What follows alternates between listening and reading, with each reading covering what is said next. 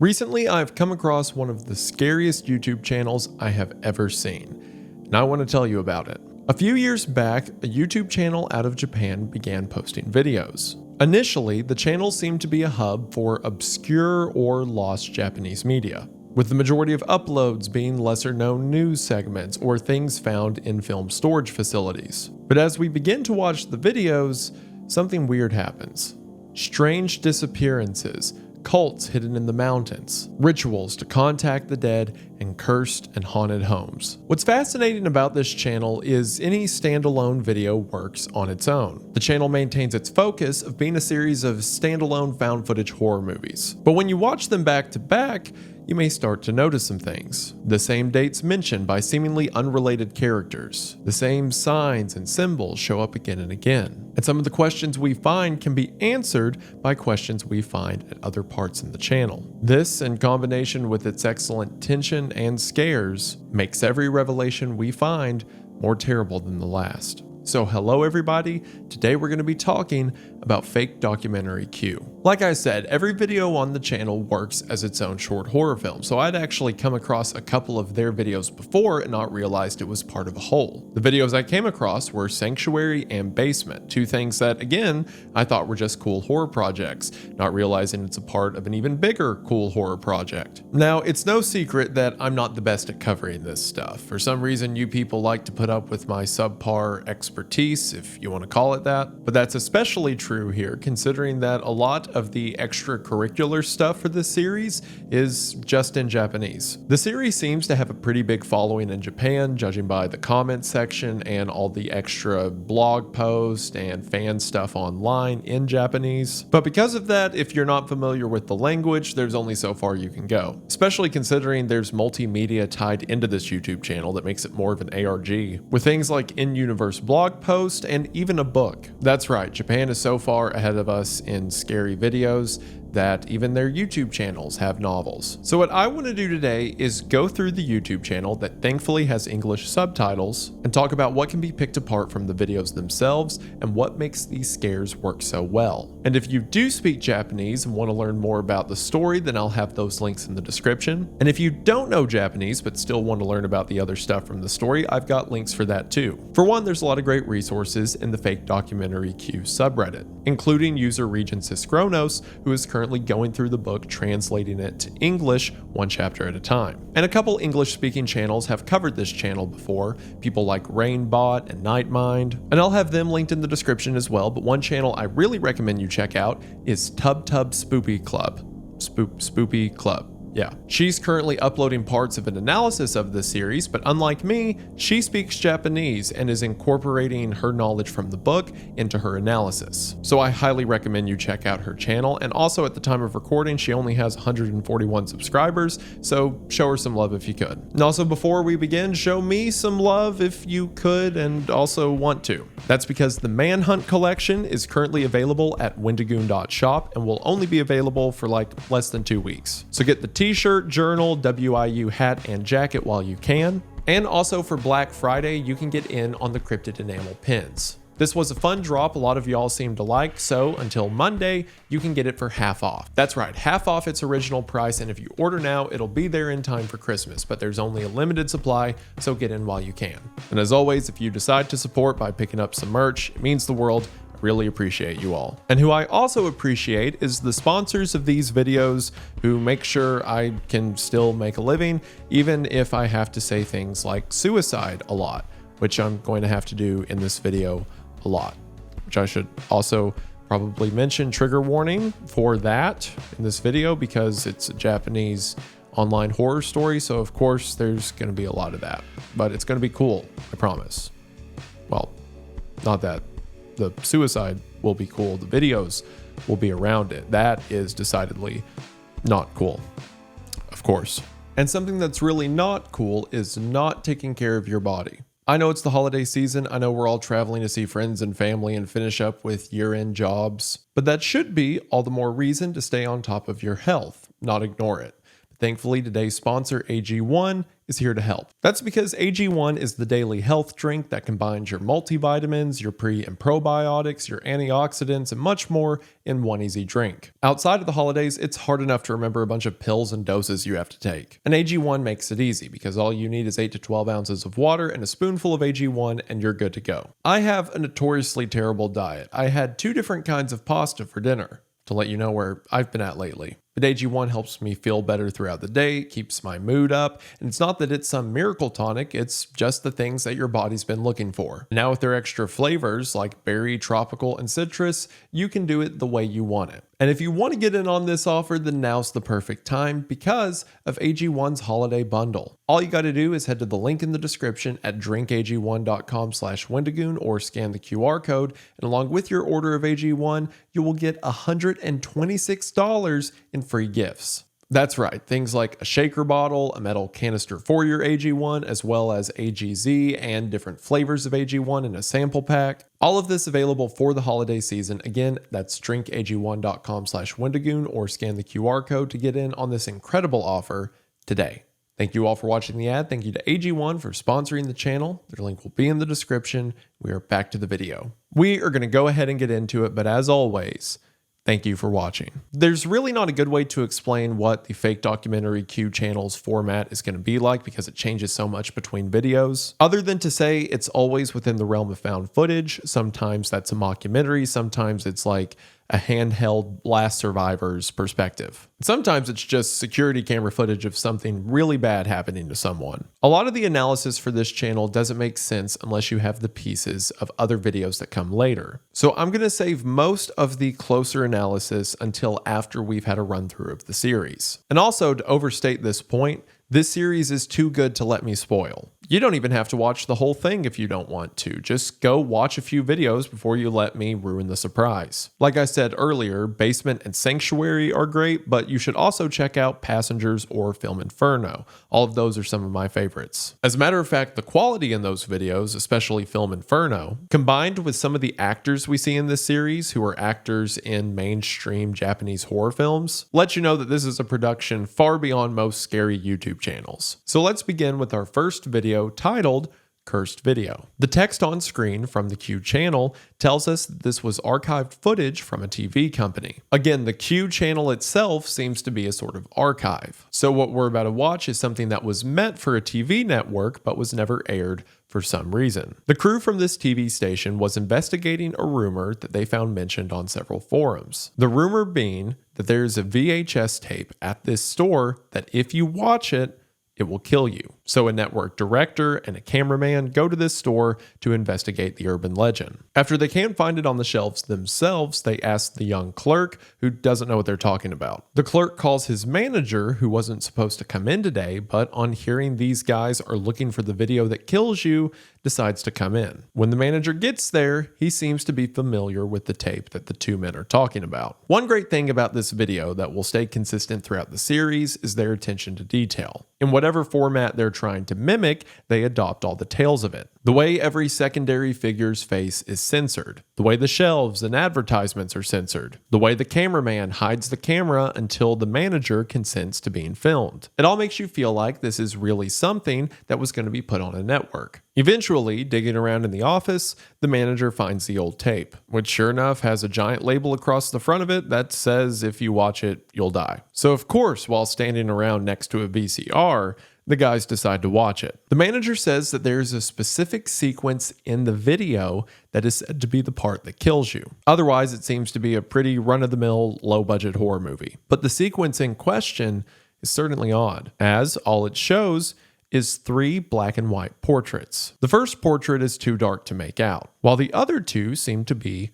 wake portraits, or in other words, the kind of picture that is placed at someone's funeral. So perhaps viewing these 3 dead people is what causes you to die. After they watch it, the store manager says that he was the one who wrote the note on the tape. Not for anything nefarious, just as a marketing gimmick. He said the tape wasn't getting rented a lot, so he decided to put the note on it to draw attention, and then let out a post online saying that there's a specific sequence that kills you if you watch it. The manager went as far to add the first black and white portrait. Then after the video was rented several times, more people added more portraits, keeping the joke and rumor going. But eventually people lost interest and the myth died out. So an interesting segment for a TV crew, right?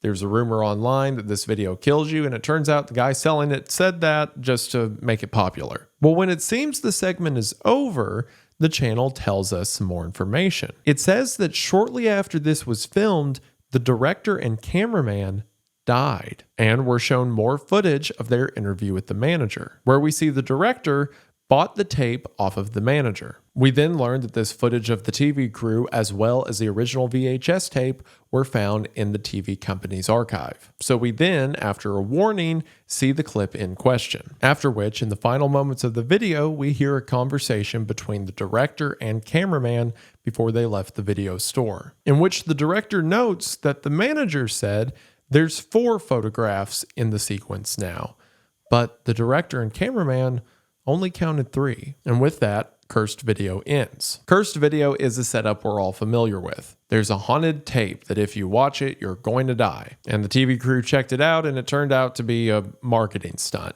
But then they died. So that's weird, right?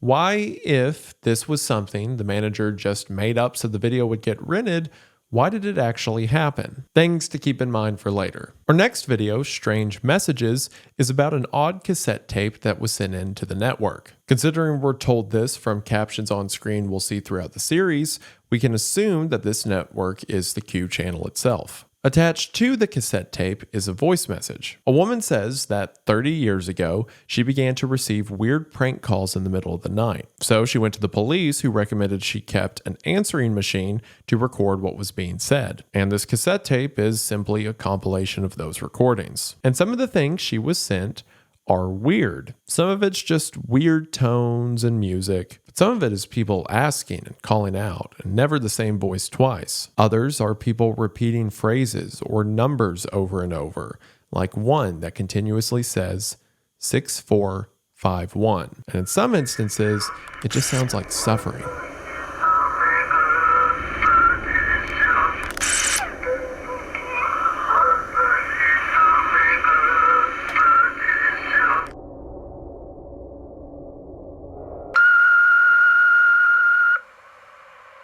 Now, once again, I don't speak Japanese, but commenters who do seem to agree that something is being mumbled here about a mirror, saying phrases like, "It's in the mirror." And that's all this video is, just some weird things recorded back in the 90s. So for now, we'll go to the next video, What the Deceased Left Behind. In this video, we follow the perspective of a group of friends who are hiking to the top of a mountain. They're hiking in honor of their friend, Naoto. Naoto was an avid hiker who one day hiked up this mountain and took his own life by overdose. So once a year, this group of friends hiked to the place where his body was discovered and leave flowers. His friends believed that he was going through a mental crisis prior to his death, as he began to say things like he was seeing ghosts. They also remarked that his body was found without any of his belongings, something that's weird considering how far out he would have had to have hiked to get to the place where his body was found. Eventually, his friends make it to the memorial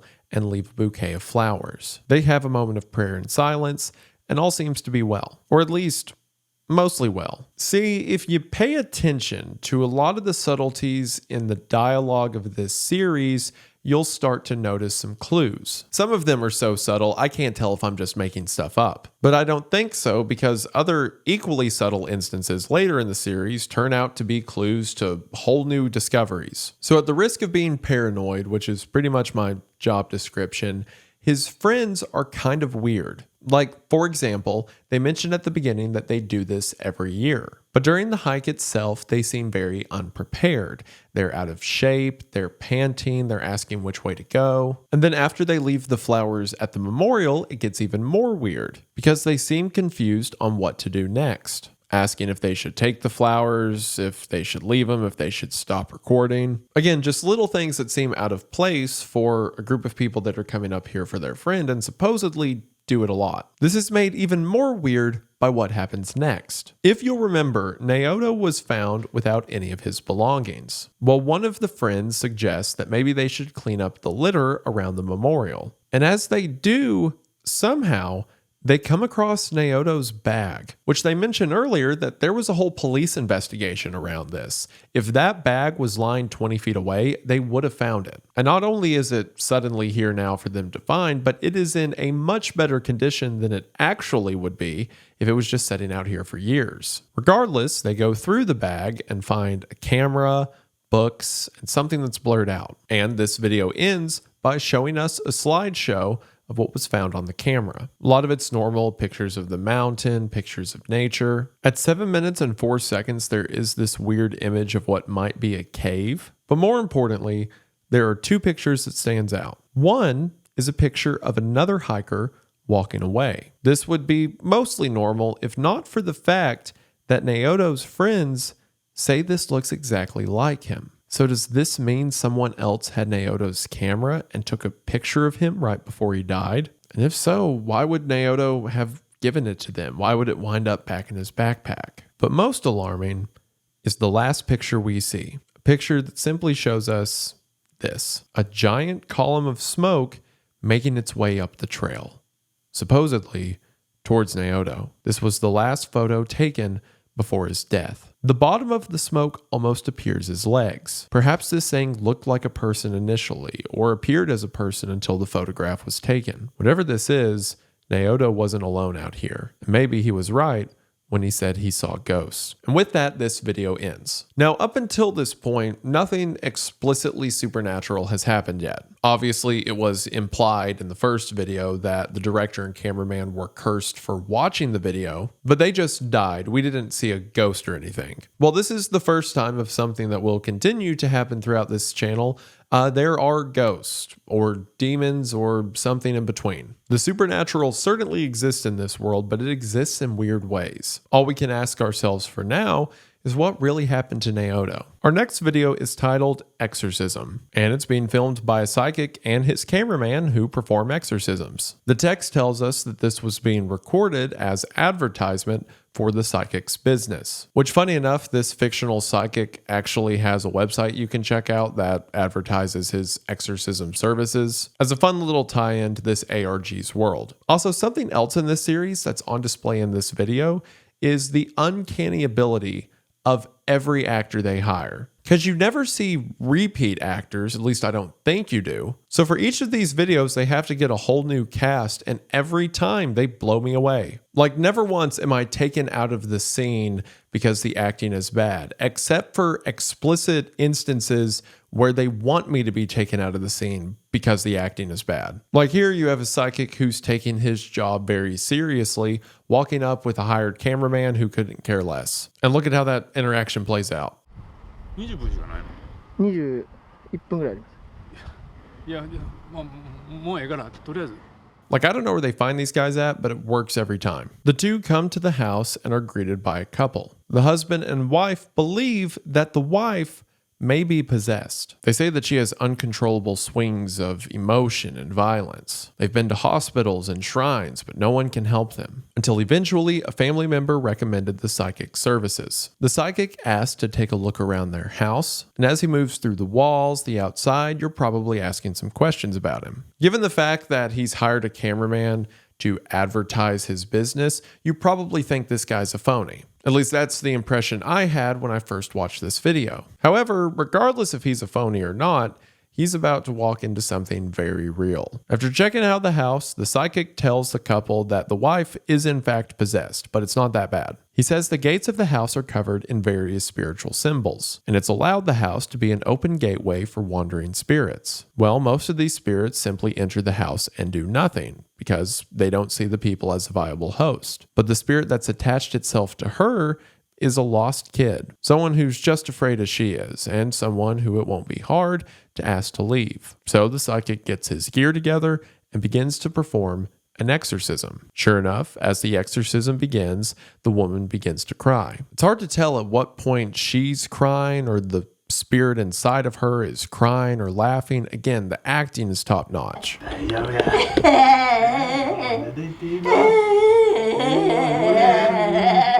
But then suddenly, something changes. Something the psychic didn't expect. She suddenly begins screaming and kicking. The husband tries to help, but he's thrown into the wall. She shouts and yells. Both the psychic and the cameraman are terrified. And in the final moments of the video, in desperation, the psychic simply says, "This is wrong.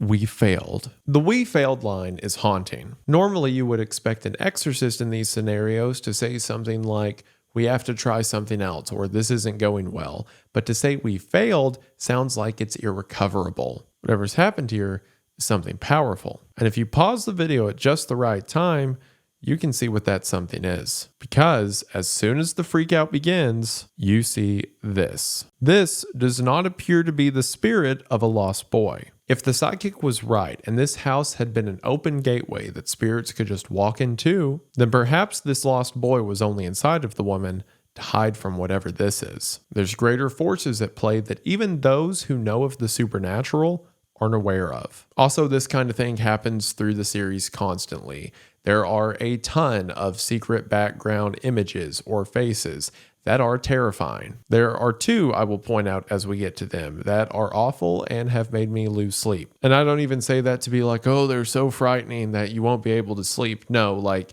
they're a distinct visual of something in the shadows that when I'm laying in bed at night, I'm almost more frustrated than scared that I keep thinking about a stupid face in a stupid corner. You know what it reminds me of? It reminds me of The Boiling One, ARG, by Dr. Nobody.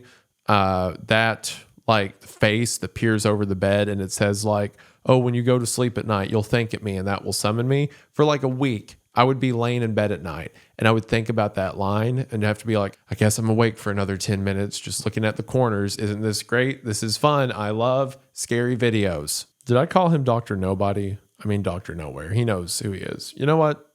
Dr. Nobody, because I want to sleep. And again, any of these videos, like the one we just watched, Exorcism, you can turn on that cool little 12-minute horror story at a party and it works. Everyone understands it. Psychic goes to a house, exorcism goes wrong. But there's always something happening in the background that adds up to the whole. But that doesn't mean a casual watch isn't appreciated, because it certainly is, and is terrifying.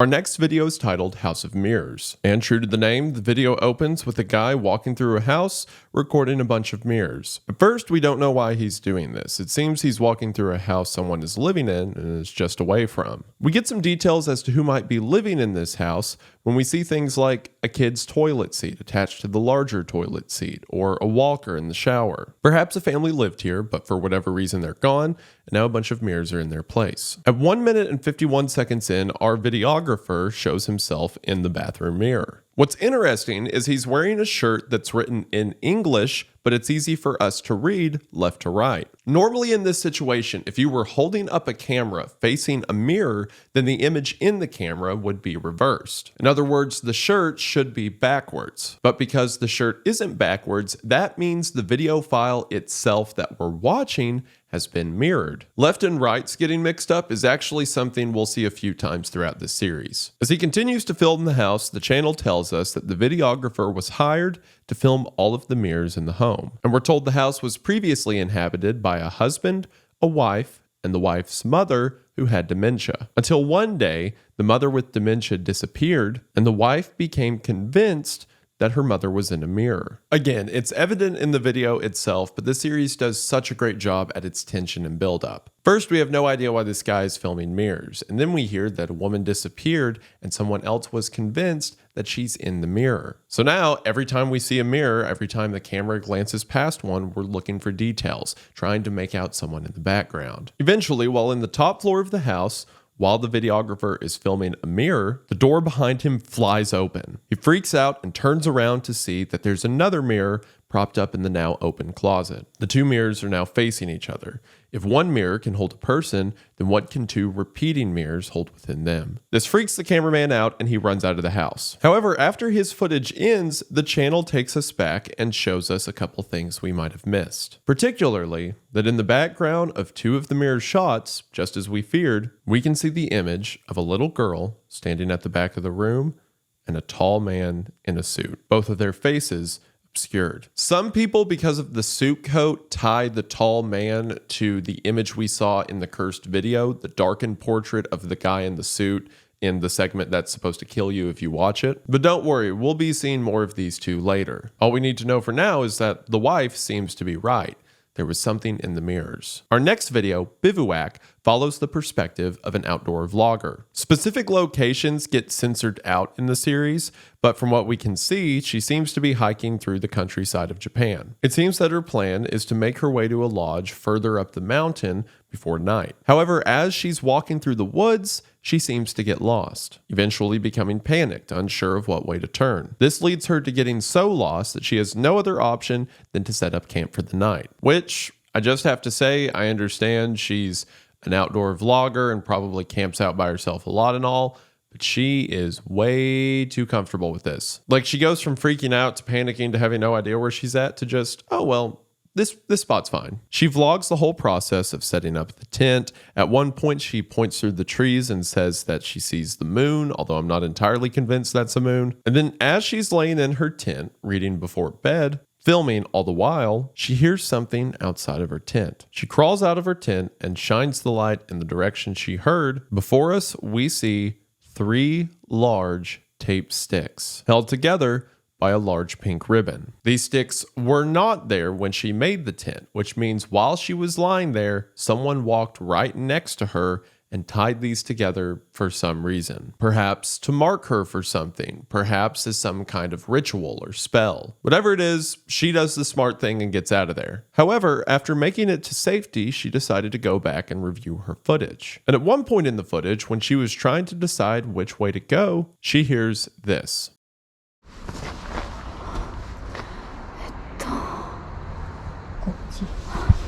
A voice was calling out to her, leading her in the wrong direction. While she seems to have made it out, some force in the darkness was working against her. I like how varied a lot of the scares in the videos are. Sometimes it's an exorcist with a giant demon thing behind him, and other times it's just a woman waking up in the night to see that there are sticks tied next to her tent. Both are scary for their own reasons, but Q does such a great job at making both fit into their narrative. Our next video is titled Obscure, and this video simply takes us through a series of blog posts made by someone who calls themselves Orange Robinson. Orange's last blog post was made on November 25th, 2011. In this blog post, he said that he couldn't take it anymore, that he sees faces everywhere, even in the clouds as pictured here, which to us just looks like normal clouds. To explain how Orange got to this point, we then rewind to a year prior, November of 2010. In November of 2010, Orange was posting about a new job he got editing photos for some development company. He says that the weirdest job he got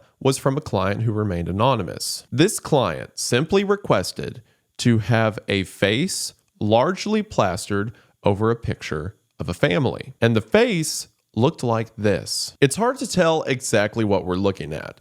If this face is a digital distortion or some kind of glitch, or if the person being pictured has some kind of deformity or burn. It's a weird request, but Orange's boss says it's probably fine, so Orange does it. Simply making the image of the face kind of transparent and laying it over the picture of the family. This seems to be what the client wanted because over the next 5 months, they requested this 74 more times, taking other family photographs and requesting the same face to be added on top of them. The client kept paying, so they kept doing it for a while. But eventually, Orange's boss developed a sort of paranoia. He began to see this face everywhere he went, so he tells Orange to respond to the client, turning them down. To which Orange receives a final email that simply says, "Thank you for everything," and attached is an image of a family now all wearing the the same disfigured face. The boss's paranoia worsens and the company shuts down. And as we saw from Orange's blog post at the beginning of this video,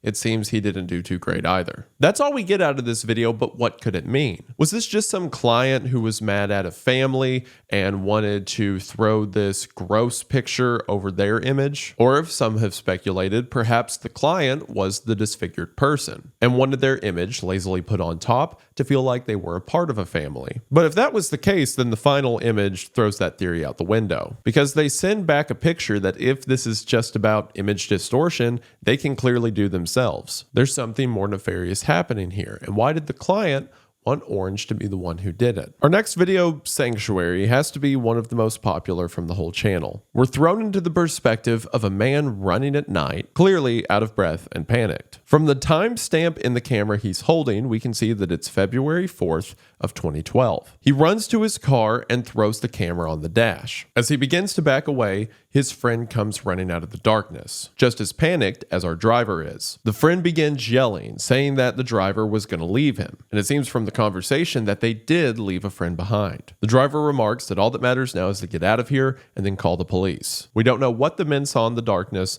but it's certainly something dangerous. We're then treated to what is the slowest getaway ever. See, they're on the side of a mountain road at night. There's not enough room to turn around, and it's too dark to easily see where you're going. So in order to not drive off the side of a cliff, they've got to go backwards at like 3 miles an hour. But this slow tension leads to some great moments. Like, for example, at one point while they're backing up, they hit something. The friend gets out to check what they hit, which I have no idea why you would get out of the car. After the friend checks, he gets back in the car and tells the driver to just keep going. And the slow reverse leads to this really cool shot. As it's revealed, they hit someone in the road. Someone whose body was likely already lying there. And judging by the friend's reaction, this doesn't seem to be the other friend they left behind, but is instead someone that neither of the two know. Just as we're wondering what could possibly be happening in these woods, we're given an answer as our driver begins to turn. Men in white outfits similar to PPE or painter suits with lifeless plastic masks stand around the sides of the road. The men begin to scream and panic as two of the white suits walk to either side of the car. Seems the two men didn't lock the car, which once again, combined with getting out of the car, excellent survival instincts, as the white suits rip open the door and tear the two men out, to which we can hear them pleading for their life before they're killed. Someone, likely one of the people in the white suits, gets in the car and begins to drive it forward towards the direction where the video began. As he's driving, we see that another white suit is dragging the body the men ran over earlier back up the mountain. The suits likely threw this body out here as a roadblock. Once this driver gets back to the car's original position, we see more people in the same strange outfit come walking out of the woods. At the same time, the radio begins to speak. A voice begins to repeat numbers.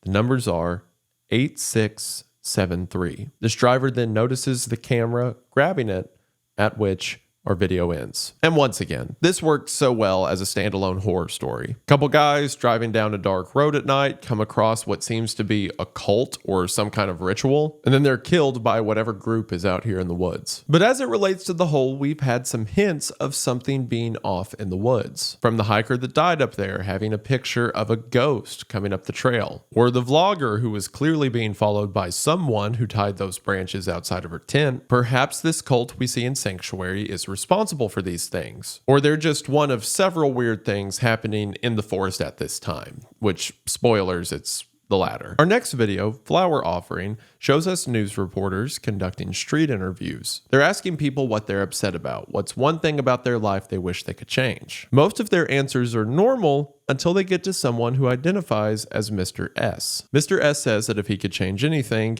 he would stop whoever it is from leaving flowers at his door every week. Seemingly, the news crew decides that's more interesting than whatever they were doing and follows him home. We learn that Mr. S is away from his family on a business trip, and while he's been staying in an apartment in the city, every week someone has left a bouquet of flowers. When the crew gets to his apartment, they see that this has annoyed him to the point that he has a sign taped to his door asking someone to stop leaving flowers. Now, initially, you may hear this and think, I mean, who cares? They're flowers, right? If anything, it's nice. But two things. For one, if you don't know anyone in the place you're staying, you're just there for business, then it's definitely someone who doesn't know you who's bringing you flowers. And to make it even more alarming, the kind of flowers he is being given are specifically funeral flowers. So this could be some kind of threat. He still has the last bundle of flowers in the trash can, so the news crew takes it out and looks at it. While tearing apart the binding at the base of the bouquet, they see that wrapped inside of the paper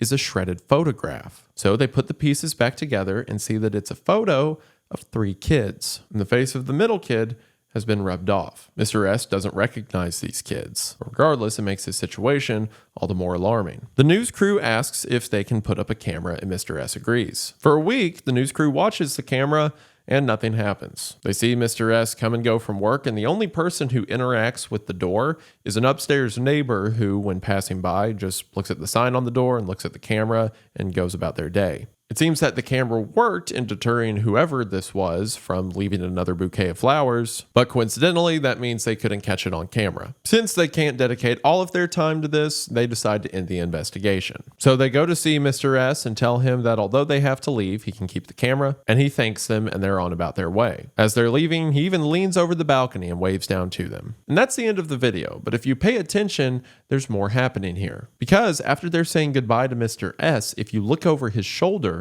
there's a shadow sitting at the table behind him. Furthermore, in the final shot as he's waving down to them, you can see the same silhouette, tall and imposing, just out of sight. This is similar to the shadowy figure we saw in Exorcism, or the image of the ghost and what the deceased left behind. The world of fake documentary Q is one full of spirits, and it seems one of them has found their way into Mr. S's apartment. Considering we didn't see any ghost when they first got to his apartment, we can assume that something changed. Perhaps putting the picture back together, or perhaps preventing a new bouquet of flowers from arriving caused the spirit to come out. Perhaps whoever was leaving the flowers wasn't doing it out of malice, but as a way to appease whatever entity was in the apartment. In the final text of the video, we learned that Mr. S moved out of the apartment shortly afterwards. So we can assume after the news crew's visit, things got worse. Also, there's another weird detail. Look at the bouquet of flowers that Mr. S received. This is the exact same bouquet of flowers that was left at the memorial and what the deceased left behind. So of course, the question you ask is why? All things to keep in mind for now. The next video is titled The Visit. We learn from the text on screen that there is a small village that has a ritual. The ritual can only take place shortly after someone from the village has died. For 7 days, the body must be placed in a house and mourners come to mourn over the corpse. The head mourner must see that all of this is carried out in diligence, and all the ritual procedures are followed to code. At the end of a week, a spirit will enter the house and judge the ritual. If the ritual was performed correctly, this allows the head mourner to speak to the underworld and even use their powers to kill a target of their choosing. If the ritual is not performed correctly, then the spirits take the soul of the head mourner instead. So our perspective for this video is a camera that's been set up to record the ritual. We see several people coming in to do their mourning. We see the head mourner checking the cameras. At night, when no one's around, we notice some strange things. A wind seems to blow in and move the cloth away from the dead face. At one point, the body convulses as if something is in its chest. On the final day, we see that a sort of black ooze begins to emanate from the corpse's head, and we see that it's time for judgment to occur. The head mourner takes the camera, now holding it in his hand, and goes to inspect the body. As he pulls off the face cloth, we see that the face is now a decomposed mess with this ooze seeping out of it, which I'm not an expert in Japanese rituals, but if I had to guess, that means the spirits aren't happy. The head mourner realizes this and begins to panic as spirits fill the inside of the house. He runs, seeing them everywhere, eventually trying to shut a door as a hand reaches out to stop him, and the video ends. So what we see here is a failed ritual. There's different reasons for why it could have failed. There's several instances where the head mourner comes to the camera to check on it, and he seems more annoyed by the whole process than actually mourning. Or perhaps because they left a window open at night that caused a wind to blow the napkin away from the face, that was disrespectful to the body, and that's why they failed. Either way, it didn't work, and we can assume that the mourner was taken. However, there's another detail to this video you might have missed. The house that they are in is the same house from Exorcism, the one where the lady was convinced she was possessed by a young child and then the exorcism went wrong. As a matter of fact, the same room the exorcism takes place in is the same one that the body's laid in here. And as a matter of fact, compared to the people around the body looks pretty small. So perhaps the body we see in The Visit is the body of a child whose soul was left in the house after the ritual went wrong, and that also explains why the exorcism went wrong. This was something far more complicated than just a lost boy.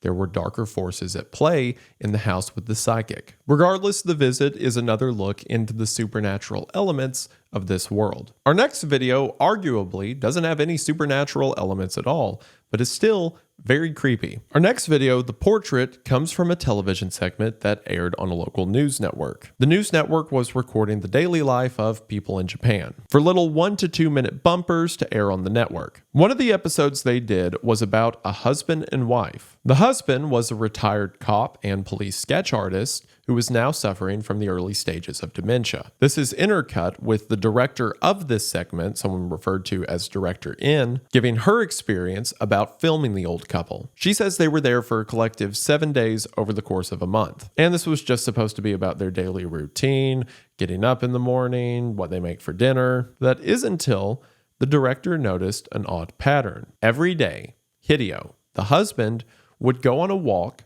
for 7 to 8 hours. He would leave in the morning and come home just before dark around 5 p.m. This is obviously weird because, as mentioned, Hideo has dementia, so maybe not great to let him wander around by himself. And also, where do you go on a walk for 8 hours? Or at least, how do you do that every day? The director asked the wife how she felt about this, and the wife said that anytime she texts or calls, he answers right away, and he likes being outside, so it doesn't concern her. After Hideo gets home, they eat dinner, and then after dinner, he sketches. Again, this makes sense as he was previously a police sketch artist. However, he always sketches faces. When asked about the faces, Hideo just says they're people he met a long time ago. The director theorizes that perhaps these are faces his brain remembers from his time as a sketch artist. This would make sense considering several of the faces seem to be in a state of distress or perhaps a state of anger. But on its own, it's nothing too alarming. The husband goes on long walks and then draws in the evenings. So the news crew ends their filming, but after they leave, something weird happens. The wife contacts the director and says that shortly after they left, Hideo went on a walk, never came home. Again, something that was probably inevitable if you were letting a guy with dementia go on a walk for the equivalent of a whole workday. So the director helped the wife get Hideo put on the missing persons list. However, while looking at the recent missing persons reports, the director noticed something alarming. Several of the people recently reported as missing in the region were eerily similar to sketches that Hideo had drawn. Even more alarming, these people were reported missing after Hideo had made the sketches. The director speculates that perhaps while out on these walks, he found a body dump, and because of his dementia, was unable to report it, but instead remembered the faces and wrote them down before the persons were reported missing. So the director gets Hideo's sketchbook and looks through it. She realizes that the final drawing is of his own face, meaning the night before Hideo disappeared, in this sketchbook, he drew his own face. There's a few theories as to what's going on here. For one, taking it out of the supernatural context, taking it out of the context of the series around it, this could just be a serial killer. He's a former cop who plays up his dementia and goes out for 8 hours a day looking for victims. He kills them, comes home, and draws the face before the families even report them missing. And in the end, perhaps he was going to take his life, so he drew his own face and left the house, never to be seen again. In the context of the supernatural, perhaps he was receiving visions. Maybe he saw these people's faces before they disappeared. Or maybe there was a spot at the mountain or out in the forest that he would walk to every day and see new people walking into the forest. Knowing that they were soon to disappear, he drew their face and eventually decided that he would become a part of whatever was out in the woods as well, drawing his face before he joined it. Videos like this do a good job at giving you just enough to speculate with, but never enough to be conclusive. There's a lot of questions and there might be answers, but we just can't be sure of them. So now we move into the last video of season 1, Last Countdown. Which that's another thing to mention. At the beginning and end of each of these uploads, there's little bumpers that show us what episode we're on. And so far, everything we've seen has been from season 1, which means season 1 consists of 12 episodes. Well, for this 12th episode, The Last Countdown, we're shown 12 pieces of this supposedly haunted media. The first clip was submitted to a paranormal documentary, but was rejected. The reason it was rejected is while a group of guys were exploring an abandoned building, they came across a man's head. That's all the context we get for that one, and we're on to the next tape. This one is called Trafong Pitta, and looking at people talk about it online, this one seems to bother viewers a lot. And all it is a sort of disjointed cutout animation with that word repeated over and over.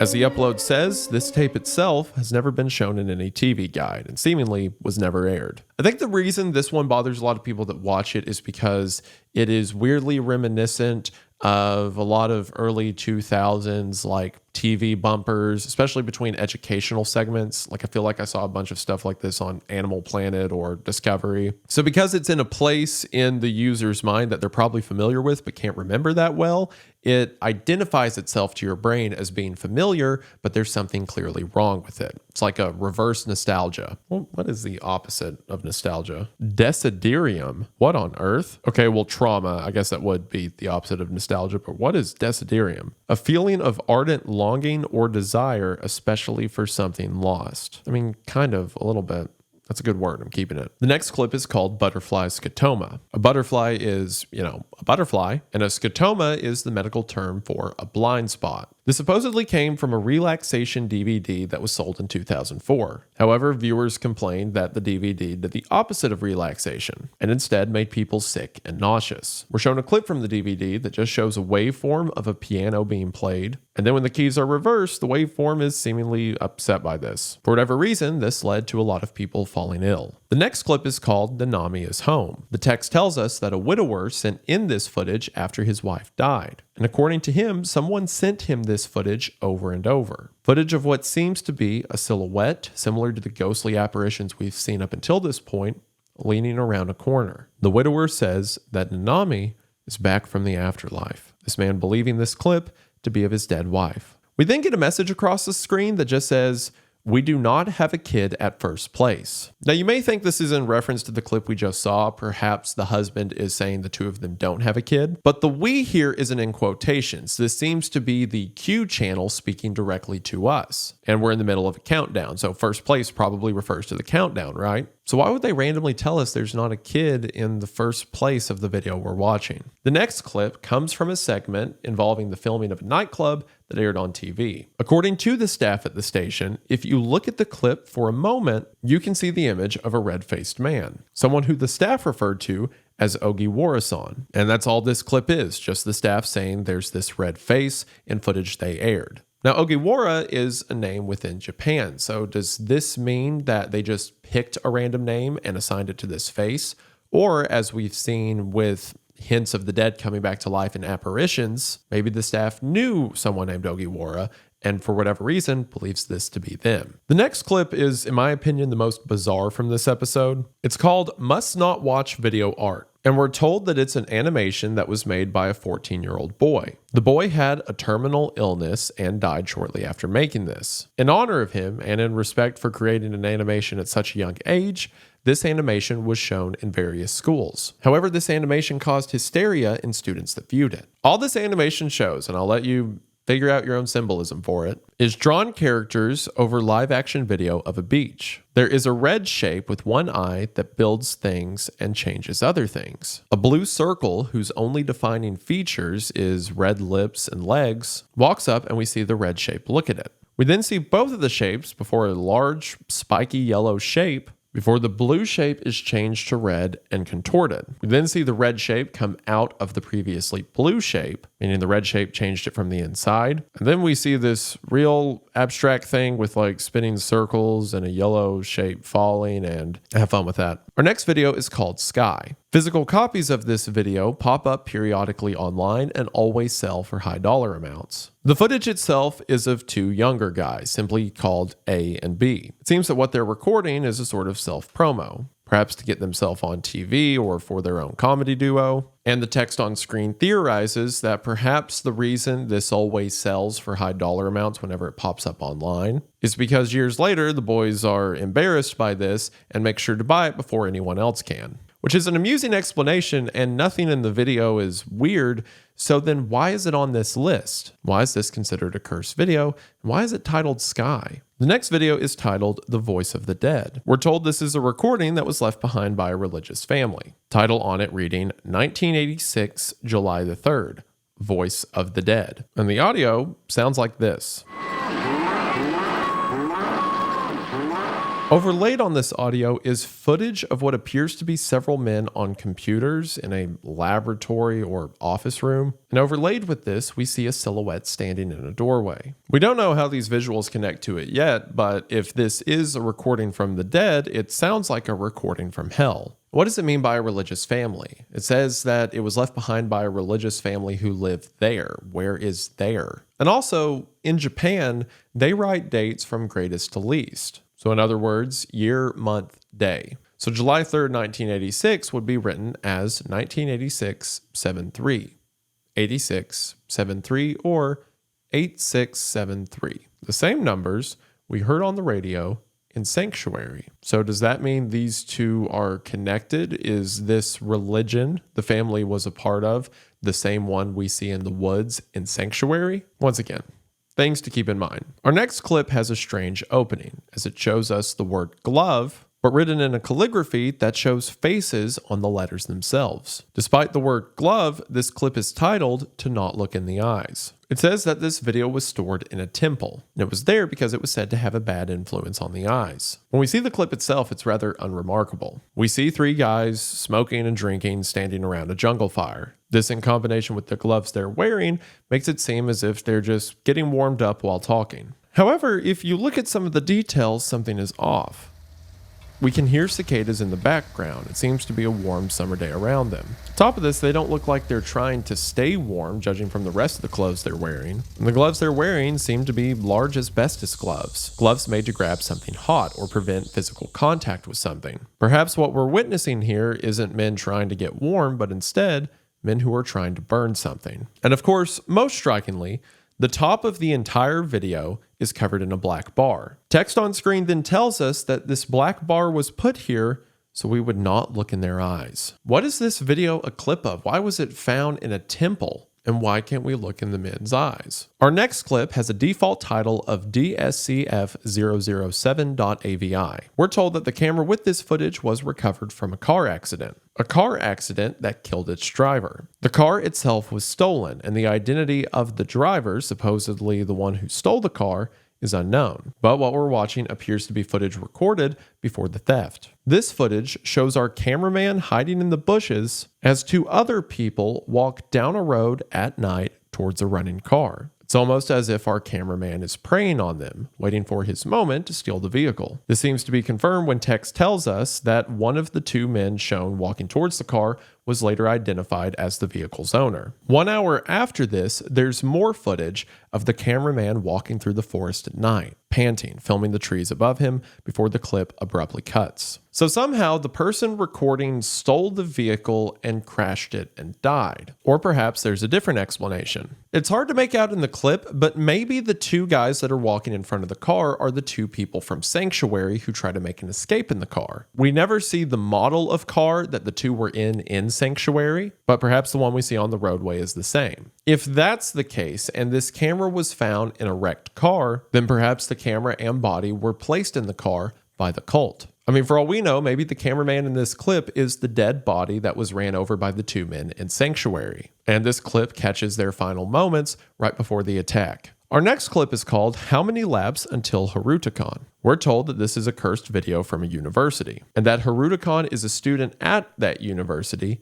that recently killed themselves. We're shown an image that is captioned, "A painting that brings you misfortune." This is accompanied with a lot of strange shots. People standing looking down at the camera. A shot of someone sitting on the floor wearing a mask that is very similar to the masks we see in Sanctuary. A shot of someone looking down at the camera with these large, empty eyes. And then finally the message, "How many laps until Harudicon?" It almost implies that whoever's making this is trying to show enough images or enough laps until they get to the person who recently died. It's as if they understand there's something about this repetition that allows a gateway. Similar to the visit, if the ritual is performed right, you can communicate with the underworld. And then our final clip for this video is footage of a funeral portrait. One of the same funeral portraits shown all the way back in the first video, cursed video, as a part of the sequence that supposedly kills you if you watch it. This is clever because the whole idea is we're watching a bunch of cursed videos and then at the end we see the image that we learned at the beginning of the series kills you if you watch it, telling us that we all just watched a big cursed video. Oops. It also makes us ask something about the Q channel as a whole. If all it takes to make a cursed video that if you watch it, something bad happens to you, if all that takes is taking 12 cursed videos and putting them together and then showing this image of someone that succumbed to the curse at the end, well then look at the Q YouTube channel. Again, this was the end of season 1, so this was their 12th video, and sure enough, it ends with that image. So congratulations, you're all cursed. Have fun. So season 1 of the series was incredibly strong. There's a lot of the unexplainable, but just enough clues to keep us guessing. There's things that are creepy but could have an explanation, like portrait, and then there's things that do not have an earthly explanation, like the several ghosts and figures we see in the backgrounds of videos or mirrors. All in all, I think season 1 of Fake Documentary Q is good, but I think season 2 is great. And it begins with a video that technically isn't classified as season 2. In the title card, it says season X, but it's after season 1, so I'm calling it 2. And this video, it seems, according to the talk online, is a lot of people's favorite, for good reason. That video is Film Inferno. Film Inferno opens with an audio recording on a cassette tape. A voice on the tape says to go right, then left, then left, then left again, before you enter into a large room. We're then told that this cassette tape was discovered in 2011. It was found amongst a group of belongings that seemed to belong to a couple who went missing in 2002. Among the belongings were the cassette tape, a backpack, and a camera. Along with the camera were 3 recordings, one of which was still in the camera itself, as well as a Polaroid photograph that is too damaged to tell what was previously on it. All of these belongings are being shown to us by an investigator who has an interest in the case. Not only is it weird that this couple went missing in 2002 and these belongings were found 9 years later, but the couple went missing while they were on vacation on the coast, and these belongings were found on a mountain 15 kilometers away. The investigator explains that he has copies of the 3 recovered tapes, and with permission of the family is going to air them on television with the hopes that someone has information on the missing couple. So with that, we begin with the first tape. The first tape shows us standard footage of their beach trip, grilling out food, walking across the dunes. However, there's this one shot during which the camera glitches where we can see 3 people standing at the end of the beach. It seems to be a couple and a young child. They're not dressed like they're here for the beach, and obviously the way they're all standing facing the camera is peculiar. Almost makes you think of the man in the suit and the little girl in the mirror back in the House of Mirrors, right? At the end of this first tape, the couple finds what appears to be an old entryway to some sort of structure under a mountain. While at first you may think this is simply a cave, it seems too excavated to be entirely organic. Perhaps this is an old mine shaft or bunker. The couple goes in, and according to the investigator, the day they went into this structure is the day they disappeared. The investigator then shows us tape 2, which seems to occur sometime later. As when the footage begins, it seems that the two have been walking for some time. They're panting and seem worried. It seems that they've become lost in the system. They come to an intersection, and the girl suggests they go right. Once they come to the end of this junction, they see something weird in the wall across from them. It looks like a small stick effigy,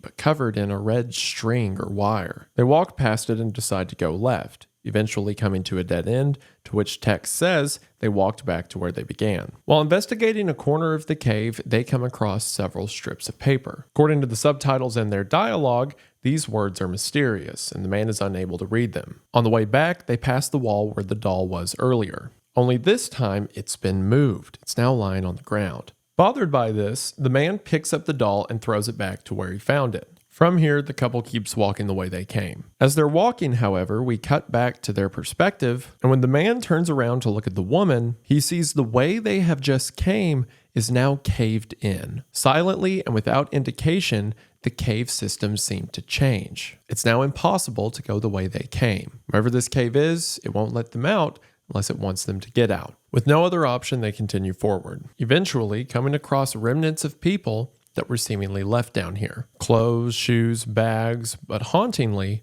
no people. And as they're looking at these remains, this happens.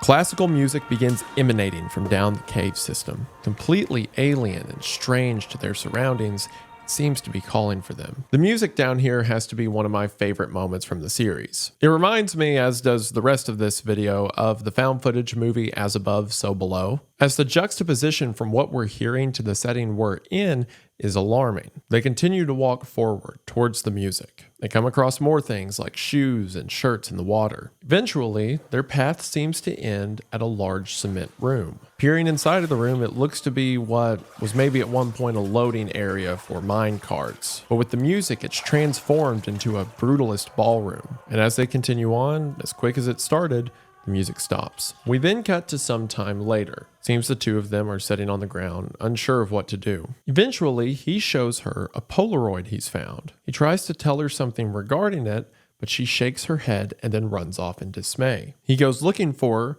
yelling her name as he's moving through the cave. We're not sure what was on the Polaroid, but it seems to have alarmed her. Eventually, while trying to find her, he turns the corner and sees her. Only for some reason, she's standing there looking at him in silence. Eventually, she turns and walks right, and he chases after her. This is likely a bad decision, as if we look next to where he turned to follow, there's a large arrow drawn with an X. Perhaps this, in combination with the cassette in the beginning that was found with their belongings, that urged them to turn left after their first right. Perhaps the woman, or whatever is controlling her or appearing as her, is trying to lead him the wrong way, much like the voice led the hiker the wrong way during the bivouac story. While walking through the cave and trying to find her, the man comes across what appears to be a climbing rope. And as he's staring at the rope, it begins to be dragged into the darkness. He follows it, perhaps hoping it's the woman somewhere out in the dark. But when he gets to the end of the rope, he doesn't find her. Instead, he finds a pile of trash, once again, probably people's belongings, and above it, dozens and dozens of black and white portraits. Perhaps portraits of those who succumbed to the same fate. And with that, the second tape ends. The investigator tells us that this is the majority of the data they have. And the investigator clarifies that the police try to track down this location. They went to the beach and there were no caves there. They investigated the mountain where the belongings were found and there were no caves there. As a matter of fact, the nearest cave they could find was 50 kilometers away from the coast. And the entrance as well as the interior looked nothing like the one on camera. As a matter of fact, as far as they've been able to tell, there is no cave in Japan that looks like the one they entered into. The investigator then tells us that they've restored a copy of what the Polaroid looked like before it became smeared. And the image on the Polaroid, the same one the man showed the woman before she ran deeper into the cave, simply depicts 3 people. While the one in the middle seems too tall to be the little girl, the uncanniness of their pose certainly calls back to the 3 people the man saw on the beach at the beginning of the video. The investigators said that they asked the family and none could identify who these 3 might be. But whoever it was enough to mean something to the woman, something that caused her to give up hope and run into despair. From here, the investigator shows us the 3rd tape, which is by far the most disturbing.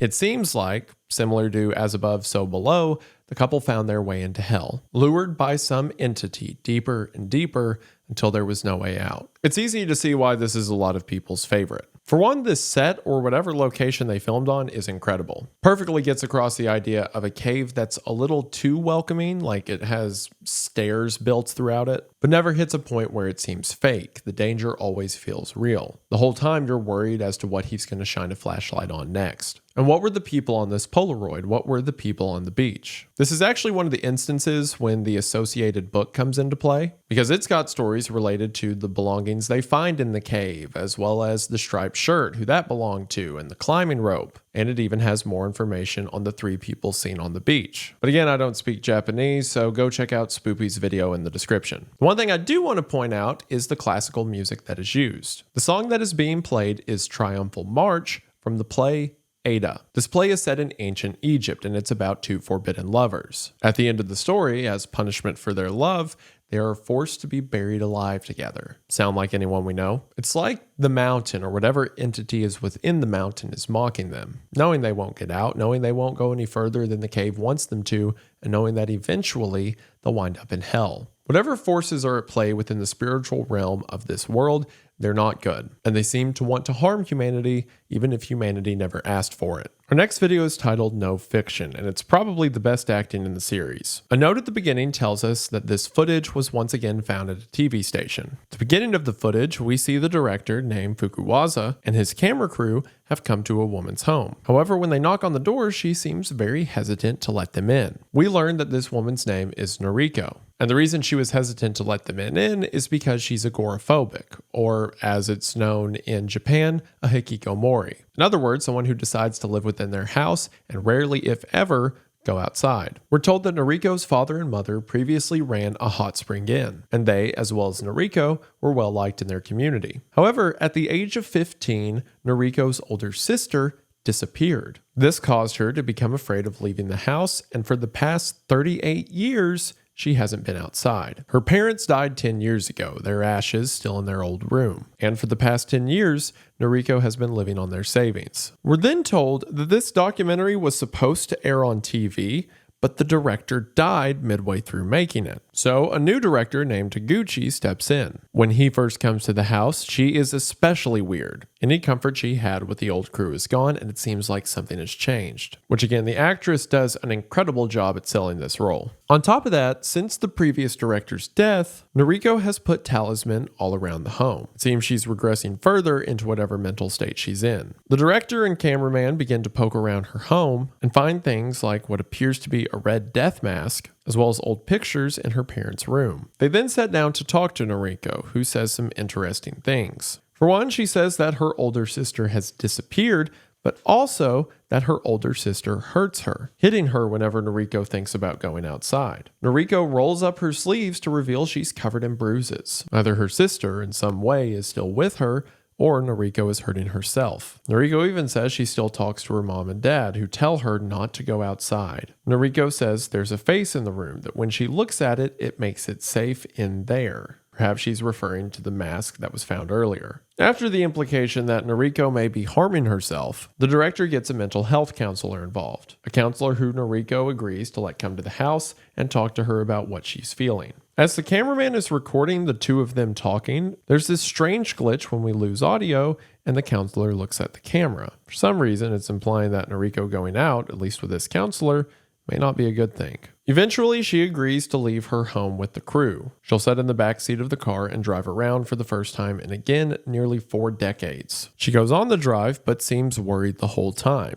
not even taking in the world outside of the window, instead worried about the consequences of what happens when she gets back home. We're then told that a few days after this, the camera crew found a missing persons flyer in the house. The missing person flyer is for Yuko, Noriko's older sister. The flyer says that Yuko was born in 1967 and she went missing on May the 20th. I believe May 20th of 1984 because if we assume that the date of the upload on the Q channel is the same date that this documentary is meant to take place, which is pushing it. But if that date's correct, then she went missing in 1984. It gives us some details about the sister, like what she was wearing, the fact that she had a mole under her eye, which initially this seems like useless information, but we'll get to it later. We're then shown one final clip of the documentary. This shows that as the team was filming Noriko cooking, the director decided to check out something in an adjacent room. On the ground, underneath a blanket, there is what almost seems to be a body or someone sleeping, but as the camera moves around, it seems to be just a pile of something as there's paper mache coming out from beneath it. However, on top of a dresser next to this shape, there is a small altar. To see if there's anything inside of the altar, the director opens it only to find nothing, shutting it back how he found it, and then going to the room to record the rest of the documentary.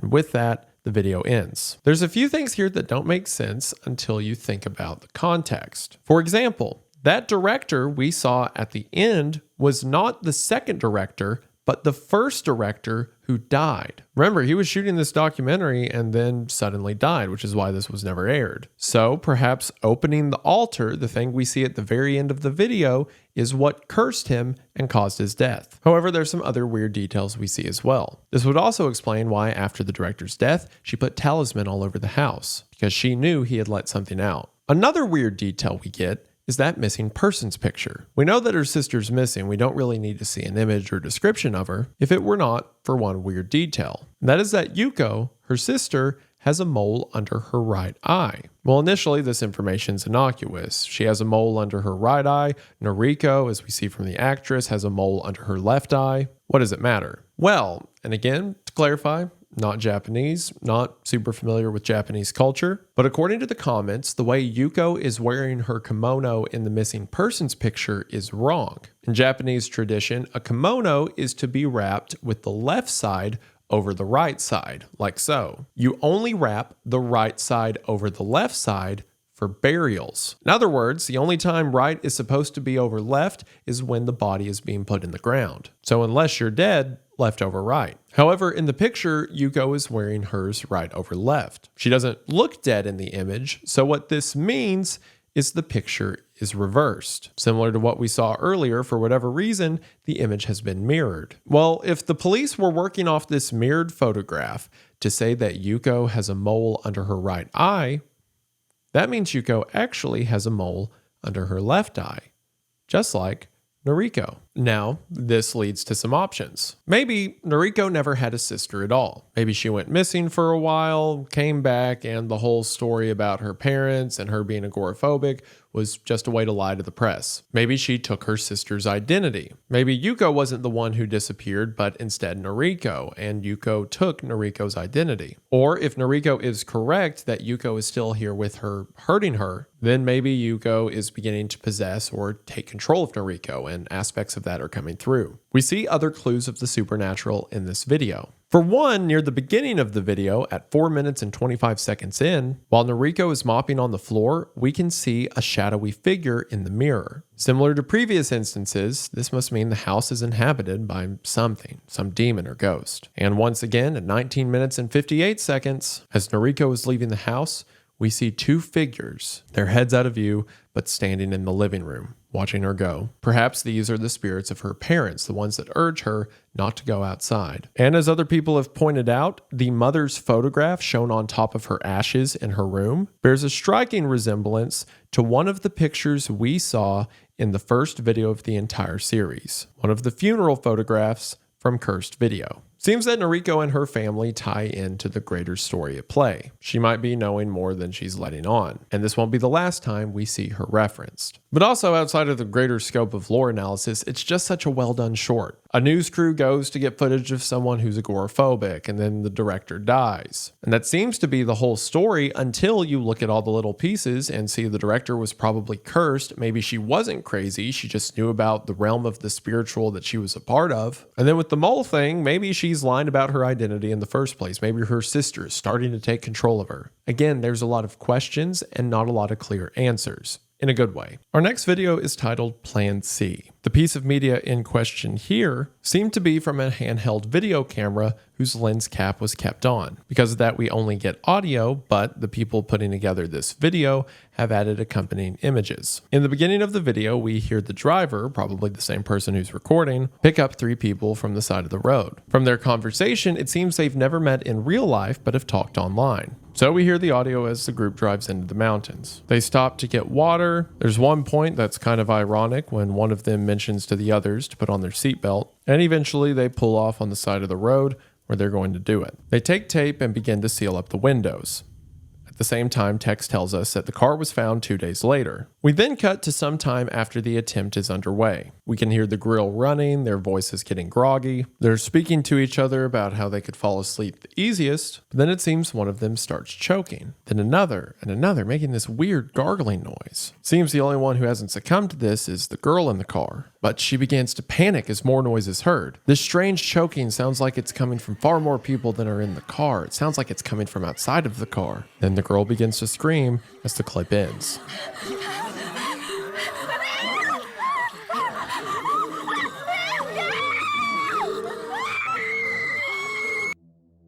Text then tells us that when the car was discovered 2 days later, no one was found inside of it. On top of that, all of the windows were still taped up. It's as if they vanished from the inside of the car without actually getting out. On top of that, the license plate had been removed and the charcoal stove was never found. Also, in the final moments before the clip ended, the GPS that led them there began to speak again, telling them to turn in 300 meters and then 600 meters, implying that perhaps the car itself was rolling backwards. Now we know there to be a cult in the mountains or whatever the group from Sanctuary was, so it's very possible this group stumbled upon them. That wouldn't explain them teleporting out of the car or the screaming at the end, but it would explain the license plate being removed, the charcoal stove being gone, similar to the car we saw in Sanctuary, as well as the clip that might have been from Sanctuary in the last countdown. Maybe the cult stages the cars of their victims to hide their tracks. Another alternative is the same thing happened to this group that happened to the couple in Film Inferno, where they take the wrong turn on the mountain and end up in hell. This would explain the screaming voices at the end of the audio and why the group just disappeared from the inside of the vehicle. More to think on later, but for now, that's the end of the video. And in my opinion, the noises heard at the end is one of the more effective moments from the series. Our next video is Basement, and aside from the first video on the channel,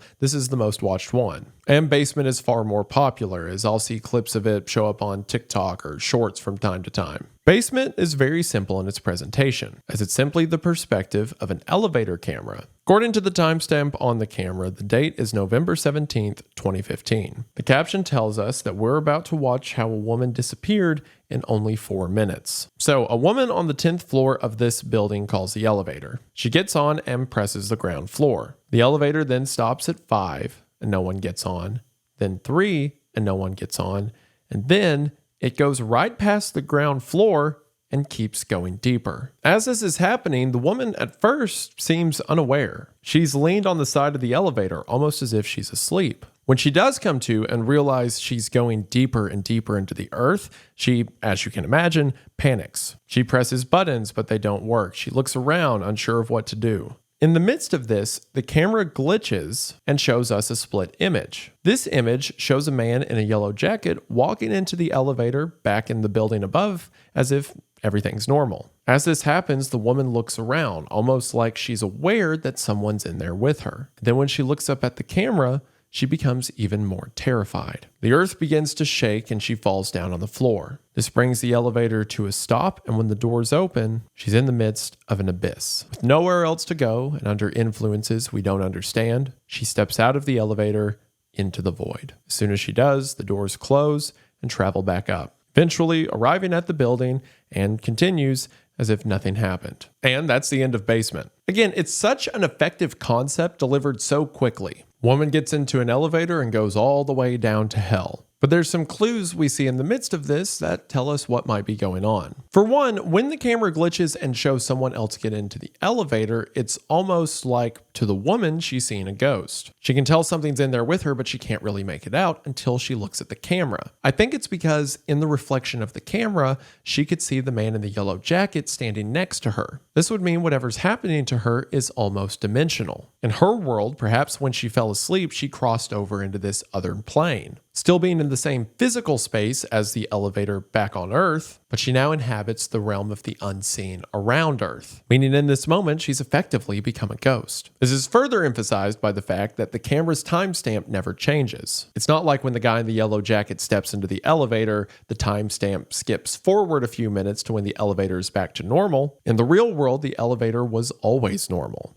she's the only one going through this. While we don't know what exactly she stepped into at the end of the video, similar to Film Inferno and the previous video, it could very well be hell, or some lost realm spirits travel in this series. There's also another creepy face that shows up in this video because of course there is. When the elevator is making its way back up after the woman steps out, at 5 minutes and 31 seconds, we see this pale face in the window. Perhaps this is some kind of ghost or entity. Its presence has led some to theorize that maybe every floor she passes, the several hundred of them on her way down, could be floors with their own inhabitants and their own personal torments. As always, things to ask questions, just not things to answer them with. Which I think is important. I think if at the end of Basement we found out, well, this is like a dimensional merge and she goes to hell and this is how it works, that's not nearly as effective as a silent video camera. Sure, there's text that appears on screen and says things like, this woman disappeared in 4 minutes, but you can just watch the clip of her panicking in the elevator and you get an entire story without dialogue or script. It's a clever punch and one of the more notable moments from the series. Our next video, Mindseeker, is about 3 guys who are watching a VHS tape. The tape is in Russian, which the guys incorrectly identify as Egyptian. The tape is about clairvoyance and says it can be used to measure someone's psychic ability. 2 of the friends, the one with the camera and the one holding the remote, say that they've seen this before, but want to show the third guy, the one furthest away from the camera. The first test shows us a card with its face turned over. There are 5 potential outcomes of what this card will be. The person watching is to guess what will be on the card before it's turned over. If you get 3 out of 5, you have some notable psychic ability. So the friend who hasn't seen this before tries to do it and gets all 5 wrong. So their friend rewinds the video so that they'll try again, which obviously wouldn't make sense because if you just watched what all 5 cards are and remembered, you could get all 5 correct and it would have nothing to do with the psychic ability. It's just that you could remember 5 things. But that doesn't seem to matter because on their second watch through, the cards are different. Even though they just pressed rewind over footage they just saw, this time the dealer pulls different cards. The friends convince themselves that they must be wrong and they were forgetting what the cards were the first time, so they move on to the second test. For this, there's a brief interaction between the friends that's kind of odd when one of them says, "Did you tell anyone?" and the other replies, "Not yet." The second test shows a balloon floating on screen. The viewer is supposed to try to move the balloon with their mind. A test of telekinesis. Sure enough, the third friend stares for a while, nothing happens. So his friend rewinds it so he can go again. And this time, the balloon moves. Unlike the previous test, this is undeniable. It's clear that something changed between the 2 instances and the friends are freaking out over it. Which brings them into the third test. The third test shows a woman who's turned away from the screen. The viewer is to try to telepathically communicate to the woman to turn around. Similar as before, the first time, nothing happens. The tape is rewound, and the second time, she starts to turn. The friends continue to freak out and rewind it one more time, but on the third try, this happens.